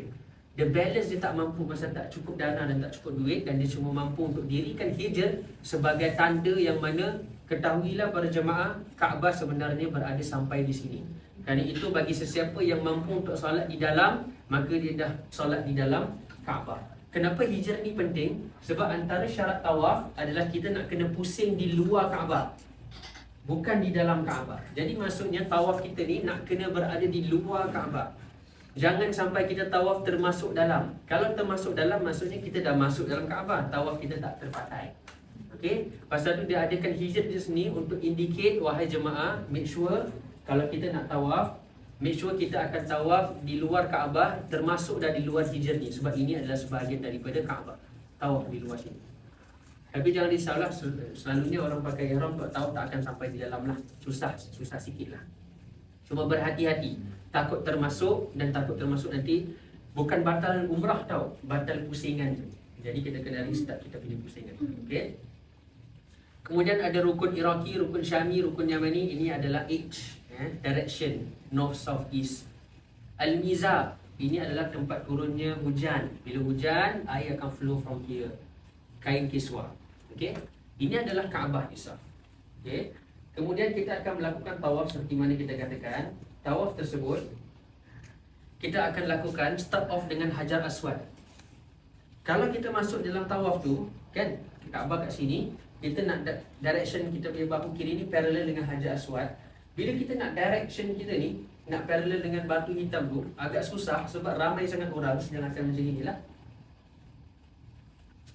Unless kita boleh notice lah ni Hajar Aswad. Tapi kalau seandainya kita tak sedar ataupun tak boleh find dekat mana Hajar Aswad, is always sekarang pihak Saudi dah memudahkan, dia telah letak lampu hijau dekat sebelah kanan kita. Maksudnya bila kita berdiri begini, Kaabah berada di sini, Hajar Aswad parallel kita, dan kita tak nampak pasal ramai sangat orang. We always depend on the green light dekat right kita. Okay, dekat top right kita ada green light. Green light is parallel dengan Hajar Aswad. So once kita punya bahu kanan dah sampai di green light, itu maksudnya adalah permulaan tawaf kita. Okay, that is the starting point of kita punya lap, kita punya tawaf. Soalan yang kedua, macam mana kita nak start off dengan kita punya lap? Okay, the starting off dengan kita punya lap adalah dengan kita mengucapkan Bismillahi Allahu Akbar. Kita pasal saya cakapkan, okay, tuntutan yang pertama sekali Nabi SAW mengatakan apa? Adalah untuk kita pegang Hajar Aswad dan cium Hajar Aswad. Okay. Tuntutan yang pertama adalah untuk kita pegang Hajar Aswad dan cium Hajar Aswad dan mengatakan Bismillahi Allah. Mampu tak? Tak mampu. Tak pegang pun dah susah, apa lagi cium? Okay. Kita move to the second phase. Kalau kita tak mampu cium, kita pegang Hajar Aswad dan kita cium tangan kita yang bekas Hajar Aswad ini. Bismillahirrahmanirrahim. Okay. Mampu tak pegang Hajar Aswad? Tak mampu juga.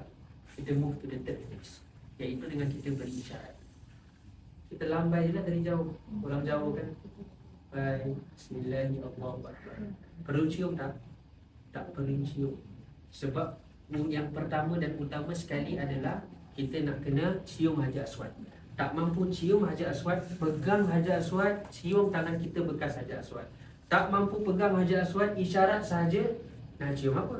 Tak perlu cium, isyarat. Bismillahirrahmanirrahim. Jalan. Kenapa saya raise up benda ni? Sebab kita akan nampak ramai yang buat benda ni. Cium berkali-kali. Bismillahirrahmanirrahim. Dia akan buat gitu. Okay? Saya tak katakan benda tu salah, cuma tak sesuai dengan sunnah ni, tak sesuai dengan apa yang Nabi SAW ajarkan. Jadi cukup dengan kita lambaian isyarat tanpa mencium. Kerana the essence of kita cium adalah kerana Hajar Aswad tu. Cium Hajar Aswad, tak mampu pegang Hajar Aswad, cium bekas Hajar Aswad. Tak mampu kedua-duanya, isyarat sahaja tanpa cium. Ustaz, tapi ramai yang buat itu, takkan semua buat salah. Dan tu saya katakan bahawa mereka buat bukannya salah, kita nak katakan batal umrah, tidak. Tetapi tidak perfect dan tidak sesuai dengan cara sunnah Nabi. Kita nak dapat perfection lah dalam ibadah kita. Okey? Jadi cukup dengan isyarat tanpa kita mencium dan mengucapkan Bismillahi Allahu Akbar.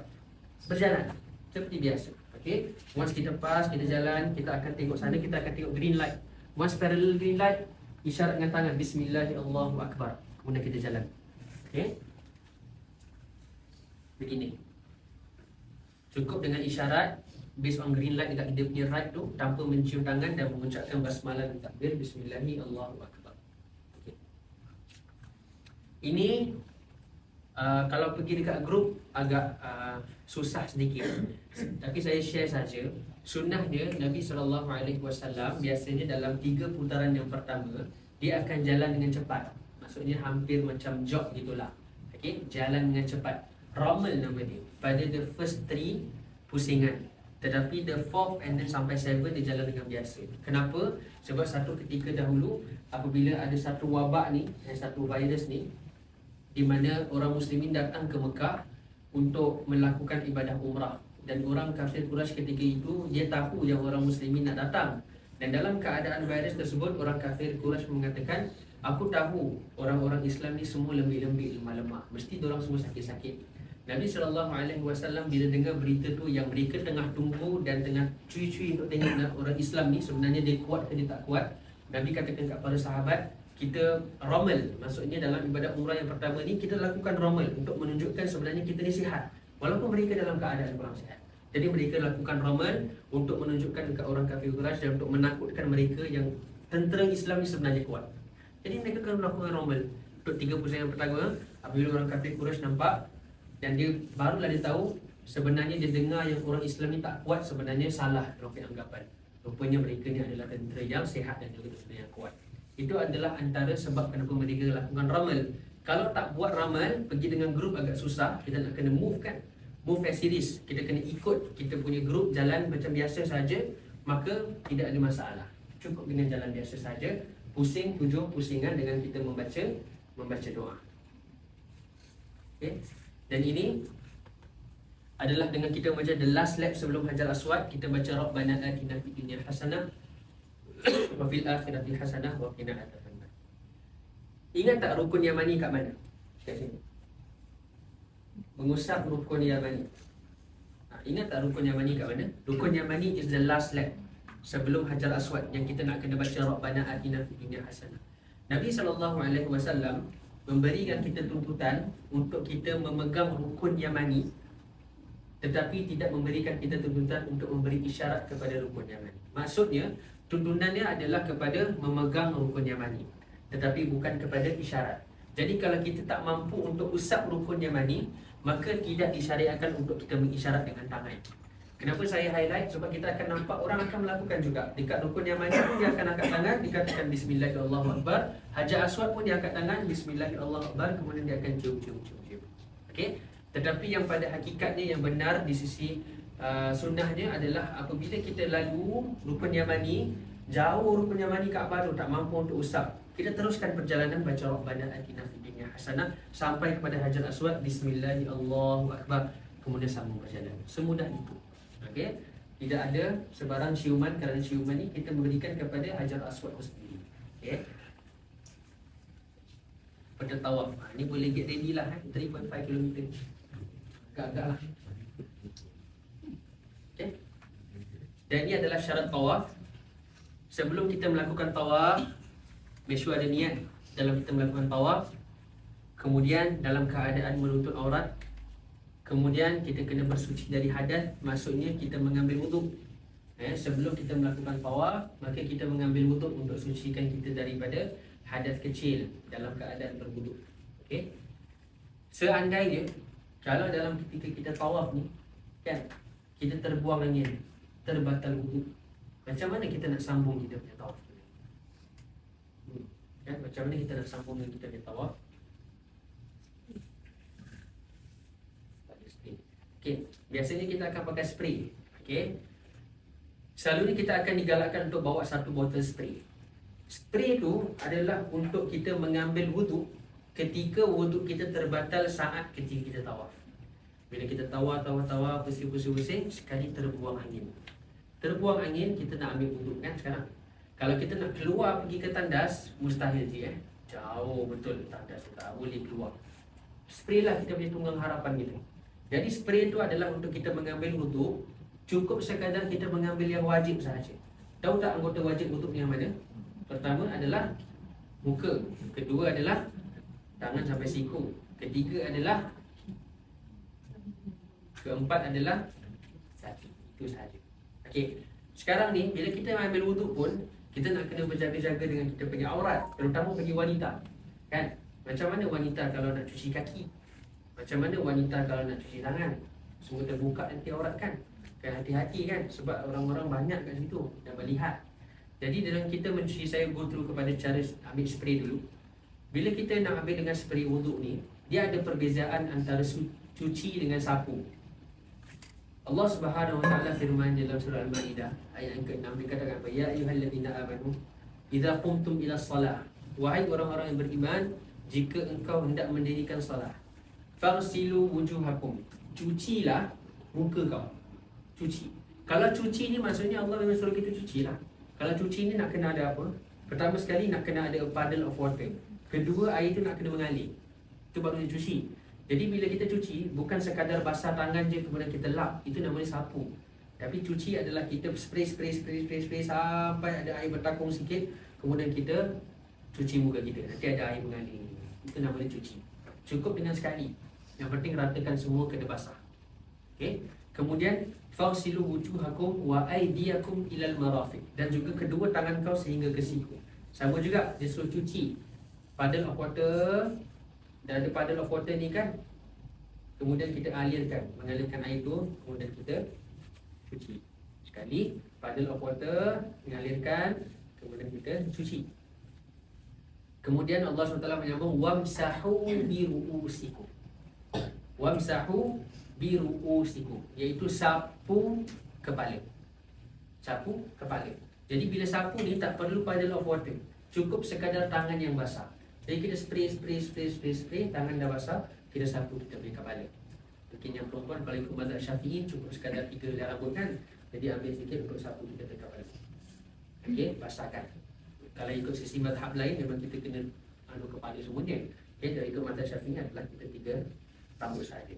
Kemudian Allah SWT mengatakan wa arjulakum ila ka'bain. Kemudian digandingkan wamsahu bi ru'usikum wa arjulakum ila ka'bain. Dan juga kaki ni kita boleh sapu ataupun kita boleh cuci. Macam mana kaki boleh sapu? Macam mana kaki boleh sapu pula? Ingat, kita nak kena jaga aurat kan? Pernah dengar tak berkenaan dengan sapu atas khuf? Pernah? Sapu atas khuf. Siapa tak pernah dengar? Siapa tak pernah dengar? Sapu atas khuf ni pada zaman dahulu Nabi SAW mengatakan kita dibenarkan untuk sapu atas khuf. Khuf ni adalah satu pakaian yang kita pakai dekat kita punya kaki lah, macam boot gitu. Okey. Zaman sekarang ulama muasirah, ulama yang baru, dia lebih kiaskan pakaian khuf tu, pakaian kasut tersebut dengan kita memakai sesuatu di atas kaki, iaitu stokin. Tapi ada beberapa syarat lah. Al-mashu ala khuf qiyasan ala al-mashu ala al-jawrabain. Sapu atas khuf dikiaskan sapu atas stokin. Tetapi stokin tu nak dibenarkan sama hukum seperti khuf, dia perlu menepati beberapa syarat. Untuk perempuan khususnya, stokin tu tak boleh nak jarang sampai nampak kulit, dan stokin tu kena tebal. Stokin tu nak kena tebal dan tak boleh jarang nampak kulit. Sapu atas khuf ni apa? Sapu atas khuf ni adalah kita menyapu di bahagian pakaian kaki yang ada dekat atas kaki kita. Sapu. Tak perlu cuci. Kenapa? Ini adalah satu keringanan yang Allah Subhanahu Wa Taala memberikan kita untuk orang Islam. Sapu atas khuf ni untuk kita sapu di atas tokin adalah dibenarkan untuk kita lakukannya apabila kita dah ambil wuduk. kat rumah, kita dah ambil wuduk, kemudian kita pakai stokin. Jalan, kita pun terbuang angin. Sekarang ni kita nak pergi toilet ambil wuduk. Kita pergi toilet ambil wuduk, macam biasa semua kita ambil. Tapi pat kaki ni, stokin kita dekat atas buku lari kan, kita pakai stokin sampai sini. Sekarang ni kita diberikan satu keringanan ataupun rukhsah, iaitu kita boleh sekadar menyapu di atas stokin sahaja dan tanpa membuka stokin untuk cuci. Tetapi dengan syarat, kalau kita menggunakan kaedah rukhsah ni, kaedah keringanan ni, kita sapu di atas stokin, pastikan kita solat pun berserta dengan stokin tersebut. Dan jangan buka. Okay? Dan sapu atas khuf ni, dia valid untuk orang yang mukim, maksudnya kita yang penetap negara, dia valid untuk mukim selama 1 hari 1 malam. Okay, selama 1 hari 1 malam. Maksudnya dia boleh sapu atas khuf for 1 day and 1 night. Macam throughout dia jalan-jalan dengan members kan, sebagai contoh dia jalan, kemudian dia buang angin, kemudian nak ambil wuduk, dia boleh sapu atas stokin. As long as dia belum buka stokin tu. Once dia buka stokin je, dia nak kena cuci kaki dia. Okay, once dia buka stokin, dia kena cuci kaki dia. Jadi untuk wanita sama. Daripada hotel, dia akan ambil wuduk, kemudian pergi ke Kaabah untuk lakukan tawaf. Wanita semua dah kena pakai stokin kan. Kemudian bila lakukan tawaf tu, tiba-tiba terbatal wuduk. Bila terbatal wuduk, ingat ambil spray. Puddle of water, buka. Puddle of water, tangan, sapu kepala sikit. Kemudian sapu, cukup sekadar basah di tangan. Ambil kita punya kaki, hujung kaki kita sampai ke buku lali, sapu. Tangan kanan di atas kaki kanan, tangan kiri di atas kaki kiri. Sekali. Okey. Tangan kanan, ni kaki kanan kita. Tangan kanan kita di hujung jari, sapu sampai ke atas buku lali, sampai ke sini. Kaki kiri dengan tangan kiri sampai ke atas buku lali. Sapu hanya sekali saja, masuk dalam kufain. Okey. Dalam hadis riwayat daripada Sayyidina Ali radhiyallahu anhu, dikatakan apa? Agama ni memang kita berdasarkan betul-betul kepada wahyu. Dikatakan kepada para sahabat tu, dikatakan, kalaulah agama ini ikut kepada akal, kalau agama ini kita ikut kepada akal dan bukan kepada wahyu, sesungguhnya perintah sapu atas stokin tu ataupun sapu atas khuf ni, sebenarnya kita nak kena sapu yang mana? Kalau kita berjalan yang kotor ke atas ke bawah? Patutnya kena sapu bawah. Tapi kerana wahyu aku mengikut, dia sapu di atas. Okey? Kerana itulah dalam ibadah ni, semuanya kita bergantungkan kepada apa yang ditunjukkan oleh baginda sallallahu alaihi wasallam. Okey? Jadi sapu atas khuf adalah keringanan, dia apply to everyone, sama ada menetap ataupun yang berlayar, bermusafir. Cuma dia musafir, validity dia lagi panjang lah. Dia boleh lakukan sapu atas khuf tu 3 hari 3 malam selagi mana dia belum buka stokin tu. Tapi saya pasti kalau orang pergi holiday masuk hotel semua dah buka stokin lah. Tak ada yang stay 3 hari 3 malam kan. Tapi untuk kita yang menetap adalah kita boleh sapu atas khuf selama 1 hari 1 malam. Jadi yang wanita dah ambil wuduk, tengah tawaf, terbatal wuduk, kemudian kita boleh cukup sekadar sapu atas khuf sahaja. Jadi tak perlu nak buka stokin dan kemudian orang semua nampak aurat kaki kita dan kita cuci kaki dan sebagainya. Okey, cukup dengan sapu atas khuf. Kalau ada soalan silakan. How about tangan? Tangan boleh masuk tudung ni. Oh, betul. Puddle of water, ambil water ni. Atau apa-apa, tangan ni lebih mudah untuk kita cover daripada kaki. Selalu kalau pergi ambil wuduk, grup kan, orang mereka, yang penting dia punya point is that cuba sedaya untuk jaga aurat. Biasa tudung telekung akan labu kan. Dia ambil puddle of water and then masukkan tudung and then sapu bawah tudung. Yang penting orang kita terjaga. Kalau susah, kalau kita boleh panggil kawan ke family members ke, cuba cover sekejap, aku nak cuci tangan je. Okay? Sebab tak perlu nak cuci betul-betul cuci. Kita just need the air untuk mengalir di tangan, kemudian kita ratakan. Itu dia ratakan di bawah tudung, tak orang nampak. So kaki agak susah, orang akan tengok kat stokin dan sebagainya kan. Jadi kita sapu di atas khuf sahaja. Okay? Dia punya point dia adalah untuk kita menjaga aurat bagi wanita. Berhati-hati. Okay? Terima kasih. Jadi kalau macam itu kan nak ambil muka, kita kena berhenti kita pergi dulu ataupun sambil jalan kita boleh buat. Boleh. Kita kena berhenti dulu lah. So kita jangan sambung kita punya power set aside dulu. Ni kalau as a group lebih mudah lah. Maksudnya okey, tunggu sekejap kita berpak sekejap Saya selalu buat gitu. Nanti kalau ada makcik, Ustaz saya terbatal wuduk. Okey, kita pergi sekejap. Kita jalan sikit depan, kita pergi ke tepi. Kemudian kita ambil kasih dia habis dia punya spray, kita sambung dalam ramai sekejap. Kita Kita work as a group lah, as a team. Okay?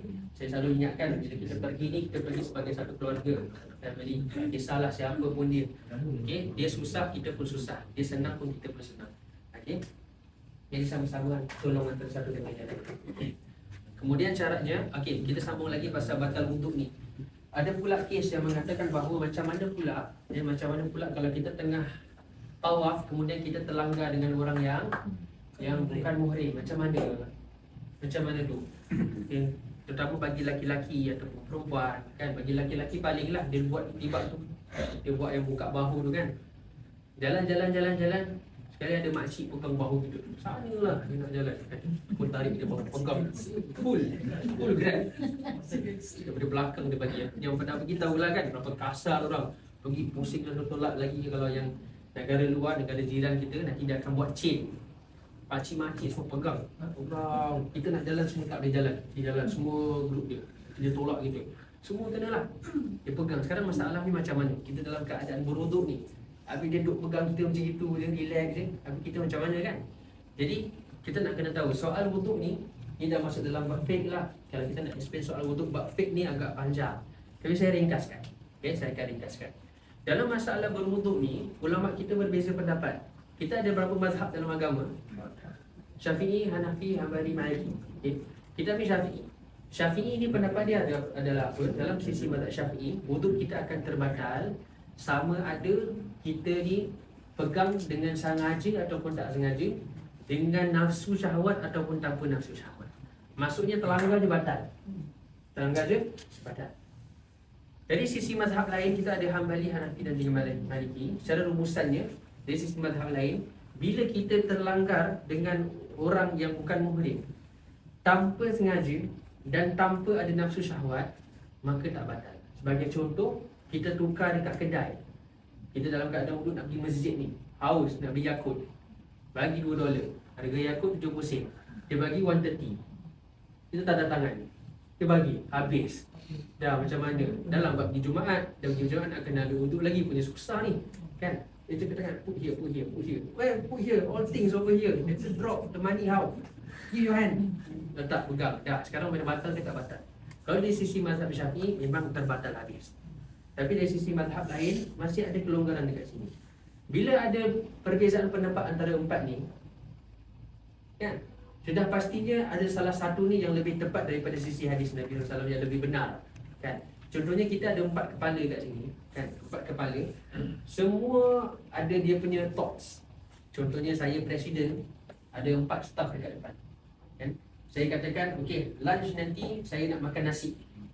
Satu cakap nasi lemak, pasal dia suka makan breakfast, saya selalu nampak bos makan nasi lemak. So dia cakap, tak lah, nasi sambal goreng lah. Dia pun cakap nasi sambal goreng tapi nak kena ada ayam rempah. Lagi satu, nasi biryani. So belilah nasi. Saya cakap saya nak nasi je kan. Semua betul ke semua salah? Semua betul. Tapi mesti ada satu yang lebih tepat yang saya suka. Sebenarnya saya minta nasi tu adalah saya minta nasi lemak. Okay? Jadi sama juga dengan mazhab. Dia sebenarnya isu dia dekat satu ayat Quran. Ayat Quran ni maksudnya aula mastumun nisa. Okay? Ayat panjang dia dalam surah Nisa dikatakan sesungguhnya auja'ukum ahadukum bil ghaidi aw la mastumun nisa. Sungguhnya wuduk kita ni akan terbatal bagi mereka yang la mastumun nisa, yang sentuh perempuan. La masa dari segi bahasa Arab adalah sentuh, seri fizikal, seri zahir, secara literal maksud la masa sentuh. Imam Syafi'i ambil pendapat tu. Okey.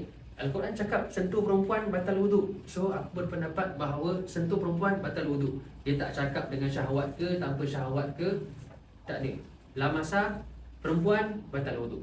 Jadi di sisi mazhab lain dia mengatakan bahawa bila kita merujuk kepada tafsir ayat tersebut, lamasa ni bukan sekadar sentuh secara literal, tetapi lamasa yang dimaksudkan oleh Allah adalah bersetubuh. Bila bersetubuh dengan wanita, maka batal wuduk. Jadi dia berbeza pendapat. Perkataan lamasa tu sendiri, ulama ada different opinion lah. Satu kata literal, satu kata bukan maksud literal, ada makna yang hidden dekat dalam. Pasal tu Syafi'i katakan bahawa literal, pegang batal. Yang lagi satu katakan pegang tak batal sebab dia pegang tanpa ini syahwat. Dia pegang tanpa ini syahwat, so tak batal. Perbezaan pendapat. Jadi macam mana Ustaz sekarang kita nak buat? Saya pun fikir, saya baca lagi kan. saya jumpa ada satu kalam ataupun satu pendapat daripada student Imam Syafi'i. Siapakah antara student ataupun antara ulama yang mempelopori mazhab Syafi'i yang paling terkenal sekali di dunia? Yang kita kalau saya sebut pun semua kenal. InsyaAllah semua kenal. Siapa? Nama dia Imam Hanafi. Hanafi. Imam, itu betul, Imam Hanafi. Ini student yang ulama contemporary yang merupakan ulama tersuhur dari segi mazhab Syafi'i. Imam An-Nawawi. Hadis 40 Imam Nawawi, pernah dengar? Hadis 40, hadis 40 kan, kat kuliah masjid selalu buat hadis 40. Al-Imam An-Nawawi rahmatullahi alaihi adalah warrior dalam mazhab Syafi'i. Lagi satu Imam Ar-Ramli. Lagi satu Imam Ibn Hajar. Banyak yang antaranya warrior dalam mazhab Syafi'i. Dia keluarkan satu kaedah. Okey, dia keluarkan satu kaedah dalam sisi mazhab Syafi'i. Dia katakan apa? Saya setuju dengan Imam Syafi'i di mana kalau kita terlanggar dengan wanita, maka wuduk kita akan terbatal. Tetapi dia bagikan specification di bawah. Dia katakan bahawa di dalam sisi mazhab Syafi'i, kalau terlanggarnya antara lelaki dan wanita yang bukan muhrim, yang batal adalah yang melanggar dan bukan yang dilanggar. Okey, yang batal adalah yang melanggar dan bukan yang dilanggar. Contoh, kita nak jalan, yang wanita, sekali ada Pak Arab dekat depan yang sembah, kita pun pegang, excuse me, kan? Excuse me, kita pegang bahu dia, excuse me. Yang batal tu kita lah, pasal kita yang melanggar. Dia dilanggar. Aku bukan nak pegang kau, yang pegang aku, jadi aku tak terbatal. Macam lelaki pun sama. Sekali ada makcik-makcik kan, nak gerak tolak kita ke bahu, adakah kita nak pegang dia? It's unfair lah. Aku tak pegang kau, habis wuduk aku pun batal. Kan, kau pegang aku, habis wuduk aku batal. Kalau ikut secara logik, it's unfair. Sebab dia yang pegang kita, habis kita wuduk terbatal, apa hal? Kan, bukan kita, aku nak pegang kau. Jadi sama. Jadi maksud itulah dalam sisi mazhab Syafi'i, yang paling ringan tu yang saya dapat jumpa adalah itu. Daripada segi pendapat Al-Imam Ar-Ramli dan juga An-Nawawi, dia mengatakan bahawa yang memegang tu yang batal, yang dipegang tu tidak ada masalah. Dari segi wanita, jalan-jalan-jalan kemudian terlanggar. Siapa pegang, siapa dipegang dia. Terlanggar. Susah lah. Kalau kita jalan, terlanggar sana, terlanggar sini, takkan ambil wuduk. Spray. Jalan lagi, Ustaz batal. Spray. Jalan lagi, Ustaz batal. Spray. Susah kan? Pasal tu imam, pasal tu dalam ibadah ni terbuka luas, kita kena faham. Okay? Hatta ada keluar irsyad sekali dekat Singapura, bahawasanya dia katakan dalam ibadat umrah tawaf, kita berpindah mazhab talfiq pula. Kan, berpindah mazhab kepada mazhab Hanafi. Mazhab Hanafi ni mengatakan bahawa apabila kita terlanggar orang yang bukan muhrim tanpa sengaja dan tanpa ada niat syahwat, maka tidak terbatal. Jadi selagi mana kita terlanggar orang tanpa ada niat apa-apa, wuduk kita masih applicable lagi. Itu lebih irsyad Singapura. Itu maksudnya kita boleh talfiq mazhab, maksudnya menukar kepada mazhab yang tertentu mengikut kepada situasi yang diperlukan kepada kita. Kerana itu dalam kita mendalami dalam bidang agama ni, kita harus mempelajari keempat-empat opinion. Sebabnya bukan semua agama Imam Syafi'i yang benar. Sebab ada sebahagian hadis, sebahagian pendapat yang pada ketika Imam Syafi'i dia tak jumpa hadis tersebut, tapi dijumpa oleh Imam Hamdani yang lebih dekat di sisi Nabi SAW. Okay, kita bukan suruh tukar-tukar mazhab ikut suka hati kita, tetapi kita memilih mazhab mana yang lebih tepat daripada sisi agama. Okay? Dalam soal ni, ini adalah satu kewajiban bagi orang yang penuntut ilmu lah, kan? Tapi bagi segi orang awam adalah untuk dia tahu berbeza various pendapat ni supaya dia lebih berlapang dada. Okay? Jangan pula, sebab nanti kita akan nampak pelbagai manusia yang ada dekat sana. Bukan semua mazhab Syafi'i ada, ada mazhab Hanbali, Hanafi, masing-masing ada dia punya own style. Jadi itu adalah sebahagian daripada agama. Jadi ingat bersuci dari hadas, pokok pangkal dia keluar pergi tawaf dalam keadaan berwuduk. Whatever happen next, kita ikut keadaan. Kalau terlanggar apa, tak sengaja dan apa-apa, maka teruskan tawaf, tidak ada masalah. Okay? Yang memang sah-sah batal kalau terkeluar angin. Okay? Kalau terkentut dan sebagainya, itu memang sah-sah batal, tidak ada khilaf. Satu ter je lah. Kalau terkentut pun kalau terkentut, saya tak pasal dulu, terkentut tak boleh. Kentut memang sah, memang batal. Ter ke, sengaja ke, terang ke, tak terang ke, memang batal. Okay? Jadi yang jadi masalah ni bila terlanggar manusia. Kemudian menjadikan Kaabah di sebelah kiri tak kala tawaf mengikut kepada sunnah Nabi SAW. Kita tak boleh nak mengkanankan Kaabah kecuali diperlukan. Okay? Kemudian putaran tawaf dimulai dari Hajar Aswad sampailah ke Hajar Aswad lagi satu. Putaran yang bermula daripada selepas Hajar Aswad tidak sah, tak dikira. Okay, sebab lap dia start dekat Hajar Aswad. Tapi tak maulah parallel sangat sampai ikut mathematics lah. Tak perlu, agak-agak that area je. Okay, mudahlah. Jangan sampai belum. Kamu lah gitu kan. Okay, agak-agak lah sampai okey dekat area lampu hijau, bismillahirrahmanirrahim berjalan. Okay. Selalu gitu ni belum sabar. Okay, jangan sampai. Yang penting jangan lewat, jangan sampai dah overprop lagi. Kemudian tawaf 7 putaran tidak sah jika kurang dari 7 putaran. Okay, nak kena tawaf paling-paling dalam 7 pusingan. Dah habis saja tawaf, kita terus ada 2 sunnah yang kita kena buat. Pada asalnya, lepas tawaf, kita dah habis, dah selesai. Cuma kita nak top up lagi kita punya ibadah dengan something yang nice. Okay? Iaitu sunnah-sunnah lah yang kita dianjurkan untuk buat. Antaranya adalah 2 benda. Selepas melakukan tawaf, kita salat 2 rakaat dan kita minum air zam-zam. Itu je. Lepas tawaf, salat 2 rakaat dan minum air zam-zam. Salat 2 rakaat yang dianjurkan di mana? Adalah di makam Ibrahim itu sendiri. Ni biasanya ada syekh, ada polis-polis yang jaga ni. Ni adalah polis syekh ni. Kenapa? Kerana dia nak menghalau orang-orang ni, terutama yang Pakistan dan semuanya. Mereka suka membuat khurafat dekat sini. Okay? Buat syirik lah. Okay? Cium lah, ambil bekas-bekas gelap-gelap dekat badan, menangis dekat sini. Dia pun tak tahu kenapa, berdoa dekat sini, minta berkat makam ni. Makam Ibrahim, tempat berdiri Nabi Ibrahim ni, minta berkat untuk kabulkan doa. Sedangkan Kaabah di depan. Tapi dia tetap macam ni. Tengok dia. Biasa ada polis yang menghalau. Dan tempat ni crowded sangat-sangat. Pada asalnya diperintahkan untuk kita salat menghadap kepada makam Ibrahim macam ini. Tapi susahlah. Okay? Hatta kalau kita nak pergi ke belakang sedikit nak dapat direction makam Ibrahim pun kadang-kadang susah. Kalau ada space maka alhamdulillah. Tapi kalau kita tak mampu nak dapat direction makam Ibrahim, maka anywhere around the masjid pun kita boleh buat. Sebab sunnahnya adalah untuk kita salat sunat 2 rakaat sahaja selepas tawaf. Di dalam salat tu dianjurkan untuk kita baca Al-Kafirun pada rakaat pertama dan Al-Ikhlas pada rakaat yang kedua. Okay. Dah habis sahaja salat sunat tawaf, maka kita berdoa, kemudian kita minum air zam-zam, ma'u zam-zam dimasyhuri balah. Antara keistimewaan air zam-zam ni adalah atas apa yang kita niatkan. So kita niatkanlah apa-apa, niat syifa, niat kesembuhan, niat apa-apa, kita niat kemudian kita minum air zam-zam tersebut. Bagaimana cara dalam minum air zam-zam ni? Cara dalam minum air zam-zam ni pada asalnya disunahkan untuk kita ad-dala'. Ad-dala' ni adalah kita minum sehingga penuh. 3 suku penuh perut kita. Bukan sampai muntah, sampai penuh. Rasa macam dah full kita punya perut ni. Itu adalah sunnahnya. Tapi ramai orang. Jadi kalau kita tak dapat nak refill, maka tak ada masalah. Cukup dengan sekali tu, kita berdoa, kemudian kita minum. Sebahagian asal yang juga mengatakan dikenakan sedikit air zam-zam tu ke jasad kita. Itu kadang-kadang kita nampak lepas dah minum ada bedek sikit air yang lelaki akan tuang dekat atas kepala untuk kenakan pada jasad, yang perempuan akan tuang dan lap-lap kepada tangan dia dan muka dia. Okey.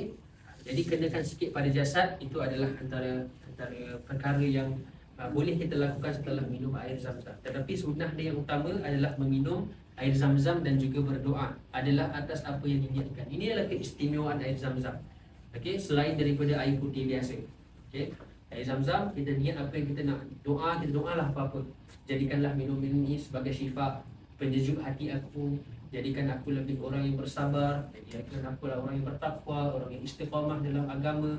Dan lebih kepada hati kita lah syifa dalam fisudur. Kita minum. Bismillah. Kita minum air zam-zam itu. Setelah kita minum air zam-zam, itulah masanya kita akan terus menuju kepada tempat sa'i dan kita akan bermula kepada bahagian yang kedua selepas kita berehat. Okey, insya-Allah. Ada lagi 10 minit sebelum kita berehat ataupun nak berehat awal. Tapi kalau ada apa-apa soalan, dipersilakan. Kalau ada angkat tangan je. Kalau tak ada, izinkan saya ulang 2 minit untuk soal tawaf ni sebelum kita pergi berehat. Jadi, lepas dah pakai ihram, perempuan macam biasa, lelaki dalam keadaan ihram sampai saja masuk di depan Kaabah, buka itibak. Bahu kanan terbuka. Terus kita akan menuju ke green light yang parallel dengan Hajar Aswad. Dan sampai green light tersebutkan Bismillahirrahmanirrahim tanpa mencium tangan. Bismillahirrahmanirrahim. Kemudian kita berjalan nak baca doa apa? Doa yang kita telah siapkan dulu lah. Apa-apa doa yang kita siapkan, kita doa sepuas-puas hati je dekat sana. Okey, kita baca sampai kepada rukun Yamani. Sampai kepada rukun Yamani, tak perlu memberi isyarat apa-apa, teruskan saja perjalanan dan membaca Rabbana atina fid dunya hasanah wa fil akhirati hasanah wa qina adzabannar. Rabbana atina fid dunya hasanah wa fil akhirati hasanah wa qina adzabannar sampai balik bismillahirrahmanirrahim, Allahu akbar. Pusing lagi. Sebanyak 7 kali kita buat macam itu. Okey? Sebanyak 7 kali. Kalau seandainya kita lupa dah berapa pusingan, macam mana? Kan seandainya kita lupa, kalau kita buat dengan grup insya-Allah terjaga. Okey, kalau kita buat sendiri ni sekadar ilmu saja, kalau kita terlupa, kita mengambil yang kita sedikit. Maksudnya kalau kita confuse 3 ke 4, kita ambil 3. Okey, sekurangnya kalau kita hakikatnya 4, kita dah complete 7 lah, cuma terbuat lebih. Tapi jangan terbuat kurang. Okey, jadi kita ambil yang sedikit dan kemudian kita teruskan. Kemudian lagi satu, kalau tengah tawaf, kemudian datangnya solat waktu azan, kemudian apa-apalah kalau diperlukan ke nak buang air kecil dan sebagainya. Okey, maka kita boleh berhenti dekat mana? Contohnya solat lah, kita ambil solat tengah pusing-pusing, kemudian azan, dan nak kena solat. Semua nak kena berhenti daripada tawaf. Kita berhenti di sini. Kemudian apabila selesai solat nak sambung balik tawaf, tak perlu nak start balik, sambung di mana tempat yang kita berhenti. Okey. Pusing, stop kat sini, kemudian kita sambung dari sini, completekan kita punya pusingan. Lepas dah pusing sebanyak 7 kali dengan doa, kita terus menuju ke makam Ibrahim, solat 2 rakaat. Rakaat pertama baca Kafirun, rakaat kedua baca surah Al-Ikhlas. Dah habis solat 2 rakaat, kalau tak dapat dekat sini, solat dekat mana-mana pun boleh. Menghadap Kaabah 2 rakaat. Selepas itu menuju untuk minum air Zam-Zam, doa kepada air Zam-Zam dan minum. Minum sehingga ad-dalak, sehingga kenyang. Okey. Kalau tak dapat kenyang tak apa, 1 kali pun cukup. Selepas daripada minum air Zam-Zam, terus kita akan menuju kepada rukun yang ketiga, iaitu sa'i. Kita akan sambung pada bahagian yang kedua insya-Allah. Okey. Jadi sebelum kita apa-apa tak ada soalan ni, kalau ada soalan next session pun insya-Allah boleh. Yes. Ini kita tawaf ni tak boleh baca doa cakap Melayu ke cakap Arab ke? Baca doa yang mana kita faham. Sebab doa ni dia punya essence adalah untuk kita minta Allah apa kita nak. Kan? Sebab best kalau boleh baca Arab dengan kita faham. Tapi kalau kita tak boleh baca Arab, susah nak baca Arab sebagai contoh. Always take note dalam bahasa Melayu. Saya selalu suruh pada jemaah saya semua adalah untuk kita take note dalam nota, iPad, handphone, paper. Tulis semua doa yang kita nak rintikan kepada Allah. That is the best. Mana doa yang lebih, saya ulangi sekali, mana doa yang lebih bermakna? Sama ada kita doa dalam bahasa Arab, contohnya kita ikut ustaz baca bahasa Arab. Ikut je lah aku cakap Allahumma inni as'aluka. Tapi kita ikut. Tapi apa yang kita doa kita tak faham dah. Kita just ikut je apa ustaz doa. Ataupun kita doa dengan Ya Allah, kau berikanlah aku kesihatan. Aku dah lama dah mengharapkan kesihatan daripada Engkau Ya Allah. Doa sendirilah bahasa Melayu. Kita dah tuliskan kat rumah kan. Sekarang kat depan Kaabah kita baca, Ya Allah, aku mengalami satu masalah yang tak pernah selesai daripada dulu Ya Allah. Ya Allah, bagilah aku jalan keluar. Jadikanlah aku orang-orang yang sabar atas ujian ni. Ya Allah, aku mempunyai ibu yang sekarang sedang sakit. Kau berikanlah kesembuhan kepadanya Ya Allah. Mana yang lebih efektif? Okay? Jadi doa daripada doa yang terbaik adalah doa yang kita faham apa yang kita minta kepada Allah Subhanahu wa taala. Okay? Memang the utmost tier is doa dalam bahasa Arab and faham. Next tier is doa apa yang kita faham. Okay? Bahasa Cina pun bahasa Cina, English pun English, Malay pun boleh. Yang penting ini adalah masa untuk kita minta Allah daripada lubuk hati kita kepada Allah Subhanahu wa taala. Okey, insya-Allah. Selepas mengerjakan tawaf, adakah kita disunatkan minum air Zam-Zam dalam keadaan duduk? Okey, bagus, soalan yang baik. Okey. Dalam hadis Nabi Muhammad sallallahu alaihi wasallam, Nabi sallallahu alaihi wasallam pernah minum air Zam-Zam dalam keadaan berdiri. Sebahagian yang menyangka bahawa sunnahnya minum air Zam-Zam ketika berdiri. Sedangkan kalau kita tengok sababul wurud hadis tersebut, iaitu sebab turunnya hadis tersebut adalah Nabi minum dalam keadaan berdiri, sebabnya di tempat itu terlalu ramai orang yang dia tak boleh nak duduk. Sebab alasan ataupun suruhan yang pertama, bila kita makan dan minum nak kena duduk. Tapi Nabi minum dalam keadaan berdiri. Tetapi bila kita tengok balik hadis tersebut, sebenarnya Nabi berdiri dalam keadaan yang penuh sesak. Jadi kalau kita minum air zam-zam dan memang kita dalam keadaan sesak, kalau betul-betul sesak kan susah, kita boleh minum dalam keadaan yang berdiri. Kalau kita mampu untuk duduk, nyangkung dan sebagainya, maka itu adalah jauh lebih baik. Terima kasih. Okey, jadi ada dua lah, sama ada nak diri ataupun duduk. Keduanya pernah dilakukan oleh Nabi sallallahu alaihi wasallam ikut kepada keadaan yang ada. Okey, boleh. Okey, jadi tak tunggu lama-lama, insya-Allah semua dah boleh berehat buat seketika. Nanti once dah habis, tu dah bagi gigi hot spoon tu. Once dah habis